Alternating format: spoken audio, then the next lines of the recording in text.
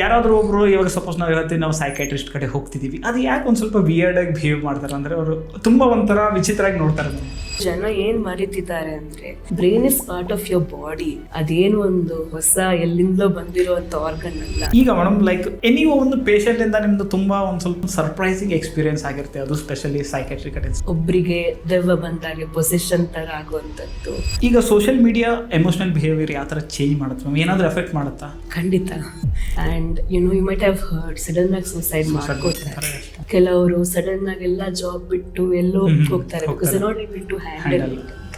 So ಮೊದ್ಲು ಅವ್ರಿಗೆ ಏನೋ ಒಂದು ಕ್ರಿಕೆಟ್ ಆಡೋದು ತುಂಬಾ ಇಷ್ಟ ಇರುತ್ತೆ, ಬಟ್ ಇವಾಗ ಅದ್ರ ಮೇಲೆ ಮನಸ್ಸೇ ಬರ್ತಿಲ್ಲ, ಆಡ್ತಾ ಇದ್ರು ಬೇಡ ಅಂತ ಅನ್ಸುತ್ತೆ. ಹೋಪ್ಲೆಸ್ನೆಸ್, ಮುಂದೆ ಏನು ಒಳ್ಳೇದಾಗಲ್ಲ, ನನ್ನ ಲೈಫೇ ಇಷ್ಟು, ಏನು ಒಳ್ಳೇದಾಗಲ್ಲ ಆ ಥರ ಅನ್ಸೋದು.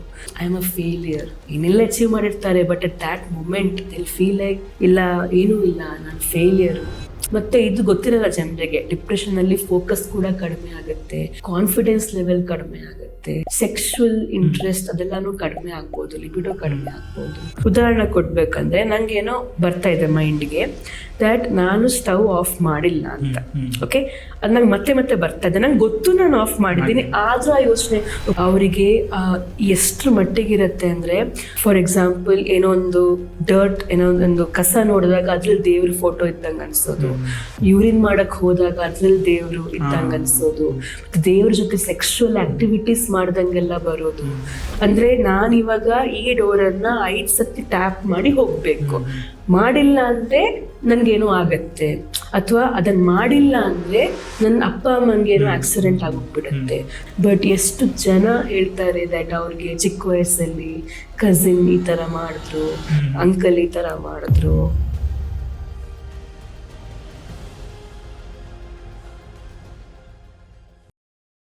ನಮಸ್ತೆ ಕನ್ನಡಾಲಜಿ. ಸೊ ಇವತ್ತು ನಮ್ಮ ಜೊತೆಗಿದ್ದಾರೆ doctor Sneha V, MBBS MD psychiatry. ಮತ್ತು ಪ್ರೊಫೈಲ್ ಇನ್ನೊಂದು ಸ್ವಲ್ಪ ಹೈಲೈಟ್ ಮಾಡಬೇಕಂದ್ರೆ gold medalist in MD psychiatry from BMCRI, award winning psychiatrist, mental health awareness speaker, all India radio speaker, public mental health speaker. So ಇವತ್ತು ನಮ್ಮ ಜೊತೆಗಿದ್ದಾರೆ ಡಾಕ್ಟರ್ ಸ್ನೇಹ ಮೇಡಮ್. ಸೊ ಯಾಕೆ psychiatry topic ಯಾಕೆ ತೊಗೊಂಡಿವಂದರೆ, ಸೊ ಮೆಂಟಲ್ ಹೆಲ್ತ್ ಎಷ್ಟು important ಅನ್ನೋದು ಇವತ್ತು madam ನಮ್ಗೆ ಹೇಳ್ಕೊಡ್ತಾರೆ. Madam, first of all welcome to Kannadology podcast. Thank you ma'am. Can you please briefly introduce yourself to our audience? Yes, ನನ್ನ ಹೆಸರು ಡಾಕ್ಟರ್ ಸ್ನೇಹ ಅಂತ. ಸೊ ನಾನು ಹುಟ್ಟಿ ಬೆಳೆದಿದ್ದೆಲ್ಲ ಮಂಗಳೂರಲ್ಲಿ. ಸೊ ಬೆಂಗಳೂರಲ್ಲಿ ನಾನು ಬ್ಯಾಂಗ್ಳೂರ್ ಮೆಡಿಕಲ್ ಕಾಲೇಜಲ್ಲಿ MD ಸೈಕ್ಯಾಟ್ರಿ ಮಾಡಕ್ಕೆ ಬಂದು ಆಮೇಲೆ ಇಲ್ಲೇ ಪ್ರಾಕ್ಟೀಸ್ ಮಾಡ್ತಾ ಇದ್ದೀನಿ. ಸೊ ಓಕೆ ಮ್ಯಾಮ್, ಇವಾಗ ನಿಮ್ಮ ಫ್ಯಾಮಿಲಿ ಬ್ಯಾಕ್ಗ್ರೌಂಡ್ ಬಂದರೆ ಮ್ಯಾಮ್, ನೀವು ಯಾವ ಫ್ಯಾಮಿಲಿ ಲೈಕ್ ಚೈಲ್ಡ್ಹುಡಲ್ಲಿ ಯಾವ ಥರ ಇದ್ದರೆ? ಹೋಮ್ ಟೌನ್ ಯಾವುದು ಮೇಡಮ್ ನಿಮ್ಮದು? ಮಂಗಳೂರು. ಸೊ ಅಪ್ಪ ಬ್ಯಾಂಕಲ್ಲಿ ವರ್ಕ್ ಮಾಡ್ತಿದ್ರು, ಬ್ಯಾಂಕ್ ಮ್ಯಾನೇಜರ್, ಕೆನರಾ ಬ್ಯಾಂಕಲ್ಲಿ. ಅಮ್ಮ ಸ್ಕೂಲ್ ಟೀಚರ್, ಇವಾಗ ಲೆಕ್ಚರರ್ ಆಗಿದ್ದಾರೆ, ಗೌರ್ಮೆಂಟ್ ಅಲ್ಲಿ ವರ್ಕ್ ಮಾಡ್ತಿದ್ದಾರೆ, ಗೌರ್ಮೆಂಟ್ ಕಾಲೇಜಲ್ಲಿ. ಎಸ್, ಮದುವೆ ಆಗಿದ್ದು, husband software engineer. Nice ma'am. ನಿಮ್ಮ ಎಜುಕೇಷನಲ್ ಜರ್ನಿ ಶೇರ್ ಮಾಡೋದು ಮ್ಯಾಮ್. MBBS, ಅದು ಯಾಕೆ MD ಸೈಕ್ಯಾಟ್ರಿ? ಬೇರೆ ಬೇರೆ ತುಂಬ ಆಪ್ಷನ್ ಇತ್ತು ನಿಮ್ಮ ಕಡೆ, so why only MD psychiatry? Internship ಅಲ್ಲಿ ಅನಿಸ್ತು, ಅಲ್ಲಿ ನಮಗೆ ಪೋಸ್ಟಿಂಗ್ಸ್ ಇರುತ್ತೆ. ಸೊ ಅವಾಗ ನನಗೆ ಆ ಎಕ್ಸ್ಪೀರಿಯನ್ಸ್ ತುಂಬ ಖುಷಿ ಆಯಿತು. And I felt people are able to open up with me. So ಒಂದು ರಿಯಲಿ ಟಫ್ ಚಾಲೆಂಜಿಂಗ್ ಕೇಸ್ ಇತ್ತು. So and she opened up with me. ನಂಗೆ ಆ ಒಂದು ಎಕ್ಸ್ಪೀರಿಯನ್ಸ್ ತುಂಬ ಖುಷಿ ಆಯಿತು. I think it was the decision taken during internship ಅಲ್ಲಿ. Okay, so ಅದು ಜರ್ನಿ ಯಾವ ಥರ ಸ್ಟಾರ್ಟ್ ಮಾಡಿದ್ರು ಮ್ಯಾಮ್ ನೀವು MD ಲೈಕ್ ಸೈಕ್ಯಾಟ್ರಿ ಈ ಫೀಲ್ಡಲ್ಲಿ ಹೋಗ್ಬೇಕಂದ್ರೆ? So what is the journey, ಹೆಂಗೆ ನೆಕ್ಸ್ಟ್ ಏನು ಮಾಡಿದ್ರಿ? ಸೊ ಅದೇ, ಅದು ನಂಗೆ ಇಂಟರ್ನ್ಶಿಪ್ಪಲ್ಲೇ ಸೀಟ್ ಸಿಕ್ಕಿತ್ತು, ನಾನು ನೀಟ್ ಕ್ಲಿಯರ್ ಮಾಡಿದ್ದೆ. ಸೊ ನಾನು ಕೌನ್ಸಿಲಿಂಗಲ್ಲಿ ಹಾಕಿದಾಗ ನಂಗೆ ಫಸ್ಟ್ ರೌಂಡಲ್ಲಿ ಬ್ಯಾಂಗ್ಳೂರ್ ಮೆಡಿಕಲ್ ಕಾಲೇಜ್ ಸಿಕ್ತು. ಸೊ ಕರ್ನಾಟಕದಲ್ಲಿ that is the top college. So select ಮಾಡಿಕೊಂಡು it was a smooth journey. Very nice ma'am. Okay, so ಈಗ ಮೇಡಮ್ ಲೈಕ್ ಎನಿ ಒಂದು ಪೇಷಂಟಿಂದ ನಿಮ್ಮದು ತುಂಬ ಒಂದು ಸ್ವಲ್ಪ ಹೆಂಗಂದ್ರೆ ಒಂದು ಸರ್ಪ್ರೈಸಿಂಗ್ ಎಕ್ಸ್ಪೀರಿಯನ್ಸ್ ಆಗಿರುತ್ತೆ, ಅದು ಸ್ಪೆಷಲಿ ಸೈಕ್ಯಾಟ್ರಿ ಕಡೆ. ಸೊ ಯಾವುದಾದ್ರೂ ಒಂದು ಎಕ್ಸ್ಪೀರಿಯನ್ಸ್ ನೀವು ಶೇರ್ ಮಾಡ್ಬೋದು? ಇಲ್ಲ, ಅದು ತುಂಬ ಸರ್ಪ್ರೈಸಿಂಗ್. ಅಂದರೆ there's no limit to the like how wonderfully the brain works ಅಂತ. ಸೊ ಫಸ್ಟ್ ಇಯರಲ್ಲಿ ಕೆಲವು ರಿಯಲಿ ಚಾಲೆಂಜಿಂಗ್ ಕೇಸಸ್ ಇತ್ತು, ಫಸ್ಟ್ ಇಯರ್ ಕಲಿತಾ ಇರಬೇಕಿತ್ತೇನೆ. ಸೊ ಡಿಸೋಸಿಯೇಟಿವ್ ಡಿಸಾರ್ಡರ್ ಅಂತ ಇರುತ್ತೆ. ಸೊ ಅದರಲ್ಲಿ ಏನಂದರೆ ಒಬ್ಬರಿಗೆ ದೆವ್ವ ಬಂದಾಗೆ ಪೊಸಿಷನ್ ಥರ ಆಗುವಂಥದ್ದು. ಸೊ ಆ ಒಂದು ಇದಿತ್ತು. ಅಂದರೆ that was a very scary and nice experience ಅಂತ ಹೇಳ್ಬೋದು. ಸೊ ಯಾವ ಥರ ಟ್ರೀಟ್ಮೆಂಟ್ ನೀವು ಹೆಂಗೆ ಸ್ಟಾರ್ಟ್ ಮಾಡ್ತಾರೆ ಮ್ಯಾಮ್ ಆ ಥರ? ಸೊ ಯಾವುದೇ ಸೈಕ್ಯಾಟ್ರಿಕ್ ಕಂಡೀಷನ್ ಇದ್ರೂ 3 ರೀತಿಯಲ್ಲಿ ಟ್ರೀಟ್ಮೆಂಟ್ ಮಾಡಬೇಕಾಗತ್ತೆ. ಅದಕ್ಕೆ ಬಯೋ ಸೈಕೋ ಸೋಷಲ್ ಮಾಡೆಲ್ ಅಂತೇನು ಹೇಳ್ತೀವಿ. ಬಯೋಲಾಜಿಕಲಿ ಅಲ್ಟಿಮೇಟ್ಲಿ ನಾನು ಎಕ್ಸ್ಪ್ಲೇನ್ ಮಾಡ್ತೀನಿ ಆಮೇಲೆ. ದೇರ್ ಆರ್ ಸಮ್ ಪ್ರಾಬ್ಲಮ್ಸ್, ಬ್ರೈನಲ್ಲಿ ಕೆಲವು ಕೆಮಿಕಲ್ ಲೆವೆಲ್ಸ್ ಫ್ಲಕ್ಚುಯೇಷನ್ ಆಗುತ್ತೆ. ಸೊ ಆ ಮೆಡಿಸಿನ್ಸ್ ಬೇಕಾಗತ್ತೆ, ಎಸ್ಪೆಷಲಿ ಸಿವಿಯರ್ ಕಂಡೀಷನ್ಸಲ್ಲಿ. ಆ್ಯಂಡ್ ದೆನ್ ಥೆರಪಿ ಅಂತ, ಕೌನ್ಸಿಲಿಂಗ್ ಅಂತ ಲೇ ಟರ್ಮಲ್ಲಿ ಹೇಳ್ತೀವಿ. ಇದಕ್ಕೆ ಸೈಕೋಥೆರಪಿ ಅಂತ ಹೆಸರು. It's not just talking, it's a scientific way of doing certain things ಆಯ್ತಾ. ಸೊ ಅದು ಮತ್ತೆ ಸ್ವಲ್ಪ ಸೋಷಲ್ ಎನ್ವೈರನ್ಮೆಂಟಲ್ಲೂ ultimately it will be affecting a person's mental health. So ಅದನ್ನು ಕೂಡ we have to through family therapy and things like that. So ಅದು ಕೂಡ ಮಾಡಬೇಕಾಗತ್ತೆ. So it's not just one ಲೈನಲ್ಲಿ.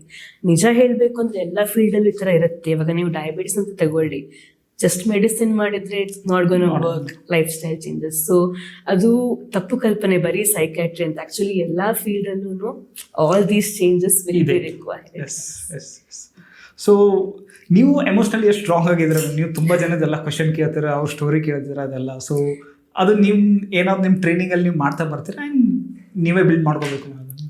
ಸೊ ಐ ಥಿಂಕ್ ಅದು ಸ್ಕಿಲ್ಸ್, ಅದು through ಟ್ರೈನಿಂಗೇ ಆಗುವಂಥದ್ದು. ಯಾಕಂದರೆ we need to learn to detach.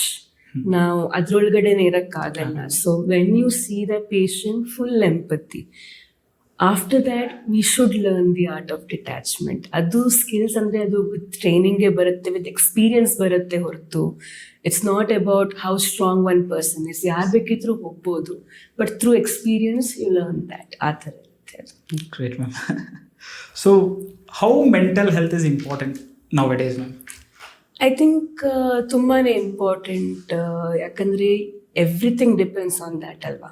ಇವಾಗ ಒನ್ ಪರ್ಸನ್ ತುಂಬ ಅಚೀವ್ ಮಾಡಿದ್ದಾರೆ and you might have heard ಸಡನ್ನಾಗಿ ಸೂಸೈಡ್ ಮಾಡ್ಕೋತಾರೆ. ಕೆಲವರು ಸಡನ್ನಾಗಿ ಎಲ್ಲ ಜಾಬ್ ಬಿಟ್ಟು ಎಲ್ಲೋ ಹೋಗ್ತಾರೆ, because not able to handle it ಅಂತ. So it's everything. ಅದಿಲ್ಲ ಅಂದರೆ ಏನೂ ಇಲ್ಲ. So that is what I would say, it's everything.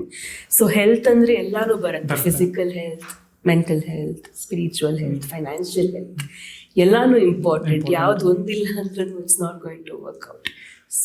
So ಆ ರೇಷುವಲ್ಲಿ ಇಟ್ಟರೆ ಮ್ಯಾಮ್, ನೀವು ಫಸ್ಟ್ ರೇಷುವಲ್ಲಿ ಯಾವ್ದು ಹಾಕ್ತೀರಾ? ಲೈಕ್ ಮೆಂಟಲ್ ಹೆಲ್ತಾ, ಏನು ನಮ್ದು ಫಿಸಿಕಲ್ ಹೆಲ್ತಾ, ಹೆಂಗೆ?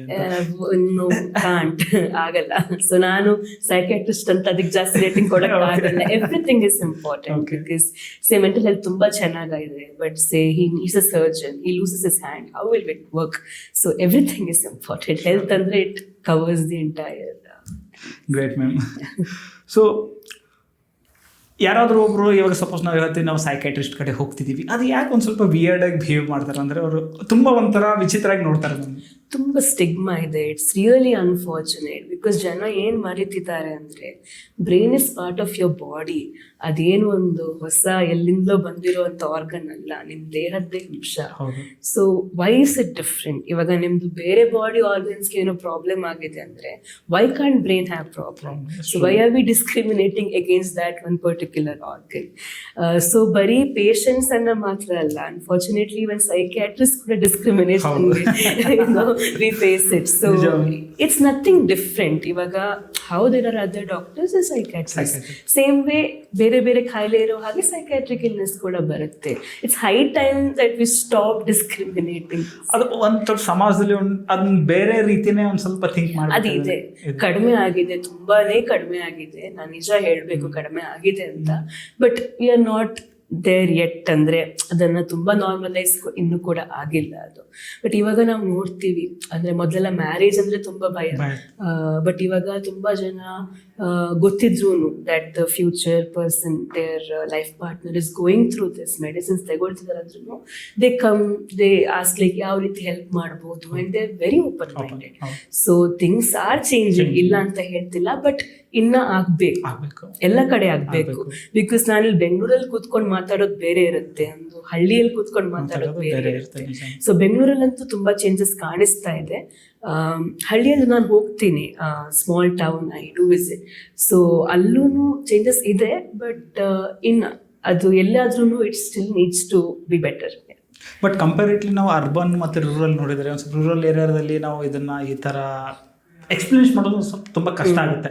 So as we are like ನಾವು ಮಾತಾಡ್ತಿದ್ದೀವಿ ದಟ್ ಇವ್ ಪೇರೆಂಟ್ಸ್ಗೆ ಅಂಡರ್ಸ್ಟ್ಯಾಂಡ್ ಮಾಡೋದು ಅವ್ರಿಗೆ ಅಂಡರ್ಸ್ಟ್ಯಾಂಡ್ ಮಾಡಿಸೋದು ಸ್ವಲ್ಪ ಕಷ್ಟ ಇದೆ ಅಂತ. ಸೊ ಆ ಥರ ಸಿಚುವೇಶನಲ್ಲಿ ನೀವು ಹೆಂಗೆ ಹ್ಯಾಂಡಲ್ ಮಾಡ್ತೀರಾ? ತುಂಬಾ ಸಿವಿಯರ್ ಇದ್ರೆ ಅವರಿಗೂ ಗೊತ್ತಾಗಿರುತ್ತೆ, they would have seen the consequences. Mild to moderate ಇರೋ ಕಡೆ ನಾನೇನ್ ಮಾಡ್ತೀನಿ ಅಂದ್ರೆ, ಯಾರು ಬಂದ್ರು draw like diagram of brain and tell, ಈ ತರ ಇಲ್ಲಿ ಪ್ರಾಬ್ಲಮ್ ಇರುತ್ತೆ, ಈ ತರ ಕೆಮಿಕಲ್ ಫ್ಲಕ್ಚುಯೇಷನ್ಸ್ ಆಗತ್ತೆ, it's a known phenomenon, treatment ತಗೋಬೇಕು, that way. So generally ನೀಟಾಗಿ ಎಕ್ಸ್ಪ್ಲೇನ್ ಮಾಡಿದಾಗ they are okay, they are able to understand. But ಕೆಲವರು ಇಟ್ಸ್ ಸ್ಟಿಲ್ ನಾಟ್, ಆ್ಯಂಡ್ ಅವ್ರನ್ನ ಬ್ಲೇಮ್ ಮಾಡೋಕ್ಕೂ ಆಗಲ್ಲ, because that is how the society is ಅಲ್ಲ. ನಾನು ನಿಮ್ಗೆ ಕೆಲವು ಪಾಸಿಟಿವ್ ಎಕ್ಸ್ಪೀರಿಯನ್ಸಸ್ ಹೇಳಿದೆ, ಲೈಕ್ ಪೀಪಲ್ ಆರ್ ಬೆಟರ್ ಅಂತ. ವೆರಿ ನೆಗೆಟಿವ್ ಕೂಡ ಇದೆ. ಸೊ ಅದ್ ಗೊತ್ತಾಗಿ ಡಿವೋರ್ಸ್ ಆಗಿರೋದು ಕೂಡ ಇದೆ. ಸೊ ಮದುವೆ ಎಲ್ಲ ಆಗಿದೆ, ಗೊತ್ತಾಯ್ತು ಓಕೆ ಟ್ಯಾಬ್ಲೆಟ್ಸ್ ತಗೋತಿದ್ದಾರೆ ಅಂತ, ಡಿವೋರ್ಸ್ ಆಗಿರೋದು ಇದೆ. ಸೊ ಇಟ್ಸ್ ಎಕ್ಸ್ಟ್ರೀಮ್ಸ್, ಸೊ ಹೇಳಕ್ಕಾಗಲ್ಲ. ಓಕೆ, ತುಂಬಾ ನಾವು ಇದನ್ನ ಒಂದು ಕಾನ್ಸೆಪ್ಟ್ನ ತುಂಬ ಅಂದರೆ ಜನ ಒಂಥರ ವಿಚಿತ್ರವಾಗಿ ಬಿಹೇವ್ ಮಾಡ್ತಾರೆ. ಈಗ ಸಪೋಸ್ ಈ ಕಾಮಿಡಿಯಲ್ಲಿ ಈ ಸೈಕೋಪಾತ್ ಇಲ್ಲ ಸೈಕೆಟ್ರಿಸ್ಟ್ ಕಡೆ ಒಯ್ಬೇಕು ನಿನಗೆ ಅಂತ ಕಾಮಿಡಿಯಲ್ಲಿ ಅಂದ್ಬಿಡ್ತಾರೆ. ಸೊ ಚಿಕ್ಕ ವಯಸ್ಸಲ್ಲೂ ನಾವು ಮಾಡಿದ್ವಿ, ಎಲ್ಲರೂ ಮಾಡಿದ್ದಾರೆ. ಸೊ ಮಂಗಳೂರಲ್ಲೆಲ್ಲ ಕಂಕನಾಡಿ ಅಂತ ಫೇಮಸ್ ಇತ್ತು, ಅವಳನ್ನು ಕಂಕನಾಡಿಗೆ ಅಡ್ಮಿಟ್ ಮಾಡಬೇಕಾಗತ್ತೆ ಅಂತೆಲ್ಲ ಹೇಳ್ತಿದ್ರು. ಸೊ ಅದು ಆ ಥರ ಇದೆ. ಆಮೇಲೆ ಗೊತ್ತಾಗತ್ತೆ that's not right thing, because ಅವ್ರು ಅಲ್ಟಿಮೇಟ್ಲಿ ಸಫರ್ ಮಾಡ್ತಿರ್ತಾರೆ, ಅವ್ರಿಗೆ ಹೆಲ್ಪ್ ಬೇಕು. True ma'am. So mental health cases ಈ ದಿನದಲ್ಲಿ ಜಾಸ್ತಿ ಆಗ್ತಿದೆ. ಮೊದಲು ಇತ್ತು ಅಂತ ಹೇಳ್ತೀನಿ, ನಾನು ಐಡೆಂಟಿಫೈ ಆಗ್ತಿರ್ಲಿಲ್ಲ. ಇವಾಗ ಅದರ ಅವೇರ್ನೆಸ್ ಜಾಸ್ತಿ ಇರೋದ್ರಿಂದ ಐಡೆಂಟಿಫೈ ಜಾಸ್ತಿ ಆಗ್ತಿದೆ, ಖಂಡಿತ. ಸೊ ಈಗ ಸೋಷಿಯಲ್ ಮೀಡಿಯಾ ಎಮೋಷನಲ್ ಬಿಹೇವಿಯರ್ ಯಾವ ಥರ ಚೇಂಜ್ ಮಾಡುತ್ತೆ ಮ್ಯಾಮ್? ಏನಾದರೂ ಎಫೆಕ್ಟ್ ಮಾಡುತ್ತಾ? ಖಂಡಿತ. ಸೊ ತುಂಬ ಪ್ರಾಬ್ಲಮ್ಸ್ ಇದೆ. ತುಂಬ ಜನ ರೀಲ್ಸ್ ಎಲ್ಲ ನೋಡಿಕೊಂಡು ಜಾಸ್ತಿ ಗಾಬರಿ ಪಡೋದು, ಮತ್ತೆ ಕೆಲವು ರೀಲ್ಸ್ ಎಲ್ಲ ಮೆಡಿಸಿನ್ಸ್ ಎಲ್ಲ ತಗೋಬಾರ್ದು, ಹಾಗಾಗುತ್ತೆ ಹೀಗಾಗುತ್ತೆ. ಸೊ ಮೆಡಿಸಿನ್ ಸಡನ್ಲಿ ಬಿಟ್ಟು ತುಂಬಾನೇ ವರ್ಸನ್ ಆಗಿ ವಾಪಸ್ ಬಂದಿರೋದು. ಮತ್ತೆ ಈ ತುಂಬಾ ರೀಲ್ಸ್ ನೋಡೋದ್ರಿಂದ ಫೋಕಸ್ ಕಡಿಮೆ ಆಗುತ್ತೆ, ಬಿಕಾಸ್ ಅದು ಡೋಪಮಿನ್. ಇವಾಗ ನೋಡಿ, ನೀವು ರೆಗ್ಯುಲರ್ ಲೈಫ್ ಬಿಫೋರ್ ಮೀಡಿಯಾ ಬರೋ ಮುಂಚೆ, ಮೊಬೈಲ್ ಬರೋಕ್ಕಿಂತ ಮುಂಚೆ, ಟಿವಿ ಬರೋಕ್ಕಿಂತ ಮುಂಚೆ, everything is so slow moving ಅಲ್ಲ, ನಿಧಾನಕ್ಕೆ ಮೂವ್ ಆಗುತ್ತೆ, ಸ್ಲೋ ಲೈಫ್. ಸಡನ್ ಆಗಿ ಫಸ್ಟಿಗೆ ಮೂವಿ ಬಂತು 3 ಗಂಟೆ ಇತ್ತು, ಆಮೇಲೆ ವಿಡಿಯೋಸ್ ಬಂತು 40 minutes. ಇವಾಗ reels is like less than a minute, and ಅದನ್ನು ಕೂಡ ಜನ ಅರ್ಧ ನೋಡಿ you have to scroll. So just imagine focus power ಎಷ್ಟು ಕಡಿಮೆ ಆಗುತ್ತೆ. ಸೊ ಅದೆಲ್ಲ ಮಾಡಿ ಮತ್ತೆ ಏನು ಓದ್ಬೇಕು ಅಂದ್ರೆ ಮನಸ್ಸೇ ಬರಲ್ಲ, and it be two distracting, ಯಾಕಂದ್ರೆ ಅದ್ರಲ್ಲಿ ಅಷ್ಟೊಂದು ಡೋಪಮಿನ್ ಅವ್ರಿಗೆ ಸ್ಟಿಮ್ಯುಲೇಷನ್ ಆಗ್ತಿರುತ್ತೆ. ಸೊ ತುಂಬಾ ರೀತಿ ಸ್ಟೂಡೆಂಟ್ಸ್ಗೆ ಫೋಕಸ್ ಮಾಡೋಕ್ಕೆ, ಆ್ಯಂಡ್ ಆಂಗ್ಸೈಟಿ ಇರೋರ್ಗಿನ್ನ ಜಾಸ್ತಿ ಆಗೋದು, ಸಡನ್ ಆಗಿ ಬಿಟ್ಬಿಟ್ಟು ವರ್ಸನ್ ಆಗೋದು. ಸೊ ಮಲ್ಟಿಪಲ್ ರೀತಿಗಳಲ್ಲಿ ಅದು ಆ ಥರ ಎಫೆಕ್ಟ್ ಆಗುತ್ತೆ. ಪಾಸಿಟಿವ್ ಕೂಡ ಇದೆ, ನಾನು ಅದನ್ನು ಕೂಡ ಹೇಳಕ್ ಇಷ್ಟಪಡ್ತೀನಿ. ಕೆಲವರಿಗೆ ಗೊತ್ತೇ ಇರಲ್ಲ ADHD ಅಂತ ಪ್ರಾಬ್ಲಮ್ ಇದೆ, ಗೊತ್ತೇ ಇಲ್ಲ. ಈ ರೀಲ್ಸ್ ಅಲ್ಲಿ ನೋಡಿ ಗೊತ್ತಾಯ್ತು, ಓಕೆ ನನ್ನ ಸಿಂಪ್ಟಮ್ ಮ್ಯಾಚ್ ಆಗ್ತಿದೆ, ಓಕೆ ಡಿಪ್ರೆಷನ್ ಸಿಂಪ್ಟಮ್ಸ್ ಮ್ಯಾಚ್ ಆಗ್ತಿದೆ. ಸೊ ಟ್ರೀಟ್ಮೆಂಟ್ ಸೀಕ್ ಮಾಡಿರೋರು ಕೂಡ ಇದ್ದಾರೆ. ಸೊ ಅದು controversial. I think it's a good tool. ಯಾವ ರೀತಿ ಲಿಮಿಟ್ ಅಲ್ಲಿ ಯೂಸ್ ಮಾಡಿದ್ರೆ ಒಳ್ಳೆದಂತ ನಮ್ಗೆ ಗೊತ್ತಿರಬೇಕು. So tool is good. Positives ಕೂಡ ಇದೆ, ನೆಗೆಟಿವ್ಸ್ ಕೂಡ ಇದೆ. ಓಕೆ, ಸೊ ಒಂದು ಕ್ವಶನ್ ಮ್ಯಾಮ್ ಏನಂದ್ರೆ, ಕಡಿಮೆ ಆಗುತ್ತಾ ಮ್ಯಾಮ್ ಯಾವುದೇ ಒಂದು ನಿಮ್ಗೆ ಡಿಪ್ರೆಷನ್ ಇರಲಿ, ಆಂಗ್ಸೈಟಿ ಇರಲಿ? ಖಂಡಿತ ಖಂಡಿತ ಖಂಡಿತ. Lot of success stories. So ಈಗ ಮ್ಯಾಮ್ ನಾವು ಸೋಷಿಯಲ್ ಮೀಡಿಯಾ ಯಾವ ಥರ ಎಫೆಕ್ಟ್ ಮಾಡುತ್ತೆ ನೋಡಿದ್ವಿ. ಸೊ ನಾವು ನಮ್ಮ ಮೆಂಟಲ್ ಹೆಲ್ತ್ನ ಯಾವ ಥರ ಪ್ರೊಟೆಕ್ಟ್ ಮಾಡ್ಕೋಬೇಕು? Just the general things. So ನಿದ್ದೆ ವೆರಿ ವೆರಿ ಇಂಪಾರ್ಟೆಂಟ್. ಸೊ ಒಳ್ಳೆ ಕ್ವಾಲಿಟಿ ನಿದ್ದೆ, ಕಂಟಿನ್ಯೂಸ್ ನಿದ್ದೆ, ಒಂದು 7 hours up to 8 hours ತಗೋಬೇಕು. Exercise very very important. So physical exercise regular ಆಗಿ ಮಾಡ್ತಾ ಇರಬೇಕು. ಸ್ಟ್ರೆಸ್ ಮ್ಯಾನೇಜ್ಮೆಂಟ್ ಏನಿದೆ, like you should know, okay ಯಾವ ರೀತಿ ಡೇಯನ್ನು ಮ್ಯಾನೇಜ್ ಮಾಡೋದು, ಬಿಕಾಸ್ ಎಲ್ಲ ಮಾಡೋದು ಇಂಪಾರ್ಟೆಂಟ್ ಇರುತ್ತೆ. ವರ್ಕ್ ಕೂಡ ಮಾಡಬೇಕು, ರಿಲ್ಯಾಕ್ಸೇಷನ್ ಕೂಡ ಮಾಡಬೇಕು, ಸೋಷಲೈಸೇಷನ್ ಕೂಡ ಮಾಡಬೇಕು. So how you will manage all of these things ಅನ್ನೋದು ಕೂಡ ಇಂಪಾರ್ಟೆಂಟ್ ಆಗುತ್ತೆ. ಬಟ್ ಒಂದು ನಮ್ಮ ಕಂಟ್ರೋಲಲ್ಲಿ ಇಲ್ಲ, ಅದು ಜೆನೆಟಿಕ್ಸ್. ಸೊ ವಲ್ನರೇಬಿಲಿಟಿ ಇದ್ದವರಿಗೆ ಪಾಪ ಅವ್ರು ಎಷ್ಟೇ ಮಾಡಿದ್ರು they still have difficulties. So over all ಹೇಳಬೇಕು ಅಂದರೆ good life style with good sleep, good exercise, good amount of socialization. Work is also very important. ಅದು ಮನೆ ಕೆಲಸನೂ ಇರ್ಬೋದು ಅಥವಾ ಆಫೀಸ್ ವರ್ಕ್ ಕೂಡ ಇರ್ಬೋದು. It will give you that sense of ನಾನೇನೋ ಮಾಡ್ತಾ ಇದ್ದೀನಿ. ಮನುಷ್ಯಂಗೆ ಬೇಕಲ್ವಾ, ಗೋಲ್ಸ್ ಇಲ್ಲ ಅಂದ್ರೆ ಒಂಥರ ಏನೂ ಇಲ್ಲ ಅಂತ ಆಗ್ಬಿಡುತ್ತೆ. So that is also like very important. Relaxation ಮಾಡೋದು ಇಂಪಾರ್ಟೆಂಟ್ ಇರುತ್ತೆ.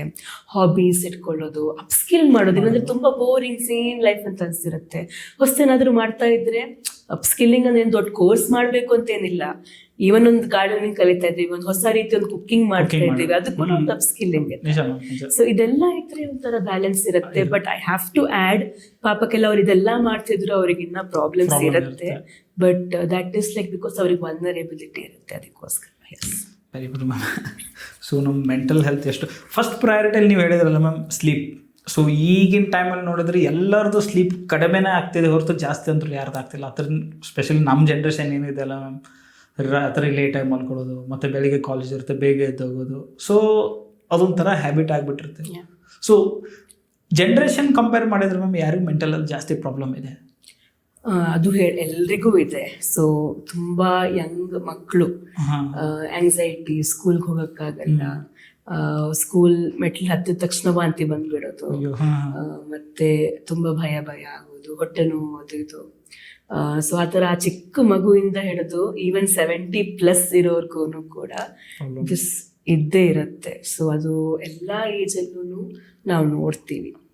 ಸೊ ಒಂದು ಅಡ್ವೈಸ್ ನೀವು ಈಗಿನ ಯಂಗ್ ಜನ್ರೇಷನ್ ಕೊಡ್ಬೇಕಂದ್ರೆ ಏನು ಕೊಡ್ತೀರಾ as a psychiatrist? Over all ಒಳ್ಳೆ ಲೈಫ್ ಸ್ಟೈಲ್ ಮೇಂಟೈನ್ ಮಾಡಿ, ಆಮೇಲೆ ಅದು ಮಾಡ್ತಾ ಇದ್ರೂ ಒಂದು ಸ್ವಲ್ಪ ಪ್ರಾಬ್ಲಮ್ ಆಯಿತು ಅಂದರೆ ಹೋಗಿ ಅಪಾಯಿಂಟ್ಮೆಂಟ್ ತಗೊಳ್ಳಿ. ಇವಾಗ ಹೋದ ತಕ್ಷಣ ನಿಮ್ಗೇನು ಮಾತ್ರೆ ಹಾಕ್ಬಿಡಲ್ಲ, ಏನೋ ಪ್ರಾಬ್ಲಮ್ ಇದೆ ಅಂತ ಹೇಳಲ್ಲ. ಸೊ ಒಳ್ಳೆ ಡಾಕ್ಟರ್ ಯಾರಿದ್ದಾರೆ ಅಂತ ಹುಡುಕಿ ಹೋಗಿ ಮೀಟ್ ಮಾಡಿ. ಬಿಕಾಸ್ ಅದು ಅರ್ಲಿ ಸ್ಟೇಜಸಲ್ಲಿ ಟ್ರೀಟ್ ಮಾಡಿದರೆ ಇಟ್ಸ್ ಆಲ್ವೇಸ್ ಬೆಟರ್ ಅಂತ ಅಷ್ಟೇ.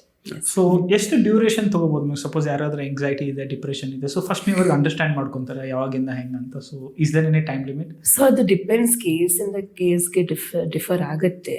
ಸೊ ಮೈಲ್ಡ್ ಇದ್ದರೆ ಬರೀ ಸೈಕೋಥೆರಪಿ, ಕೌನ್ಸಿಲಿಂಗ್ ಅಲ್ಲೇ ಟ್ರೈ ಮಾಡ್ತೀವಿ.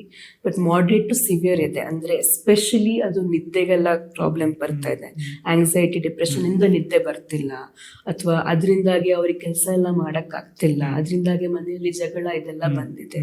ಸೊ ಬೇಸಿಕಲಿ ಫಂಕ್ಷನಿಂಗ್ ಅಲ್ಲಿ ಪ್ರಾಬ್ಲಮ್ ಆದರೆ, ಅಂದರೆ biological functions like sleep and appetite, occupational function ಅಥವಾ ಸೋಷಿಯಲ್ ಫಂಕ್ಷನಿಂಗ್ ಎಫೆಕ್ಟ್ ಆದರೆ ದಟ್ ಇಸ್ ವೆನ್ ನಾವು ಮೆಡಿಸಿನ್ಸ್ ಕೊಡಬೇಕು ಅಂತ. ಸೊ ಮೆಡಿಸಿನ್ಸ್ ತಗೊಂಡ್ರೆ ಜನರಲಿ 2 to 3 weeks ಅಲ್ಲಿ ಇಂಪ್ರೂವ್ಮೆಂಟ್ ಕಾಣಿಸ್ಕೋಬೇಕು. ಅದು ವರ್ಕೌಟ್ ಆಗಿಲ್ಲ ಅಂದ್ರೆ we will change the medicine. Generally 2 to 3 weeks. Depression, anxiety ಅಲ್ಲೆಲ್ಲ within a month at least ನಾವು ಇಂಪ್ರೂವ್ಮೆಂಟ್ ಎಕ್ಸ್ಪೆಕ್ಟ್ ಮಾಡ್ತೇವೆ. So what exactly is mental health according to you?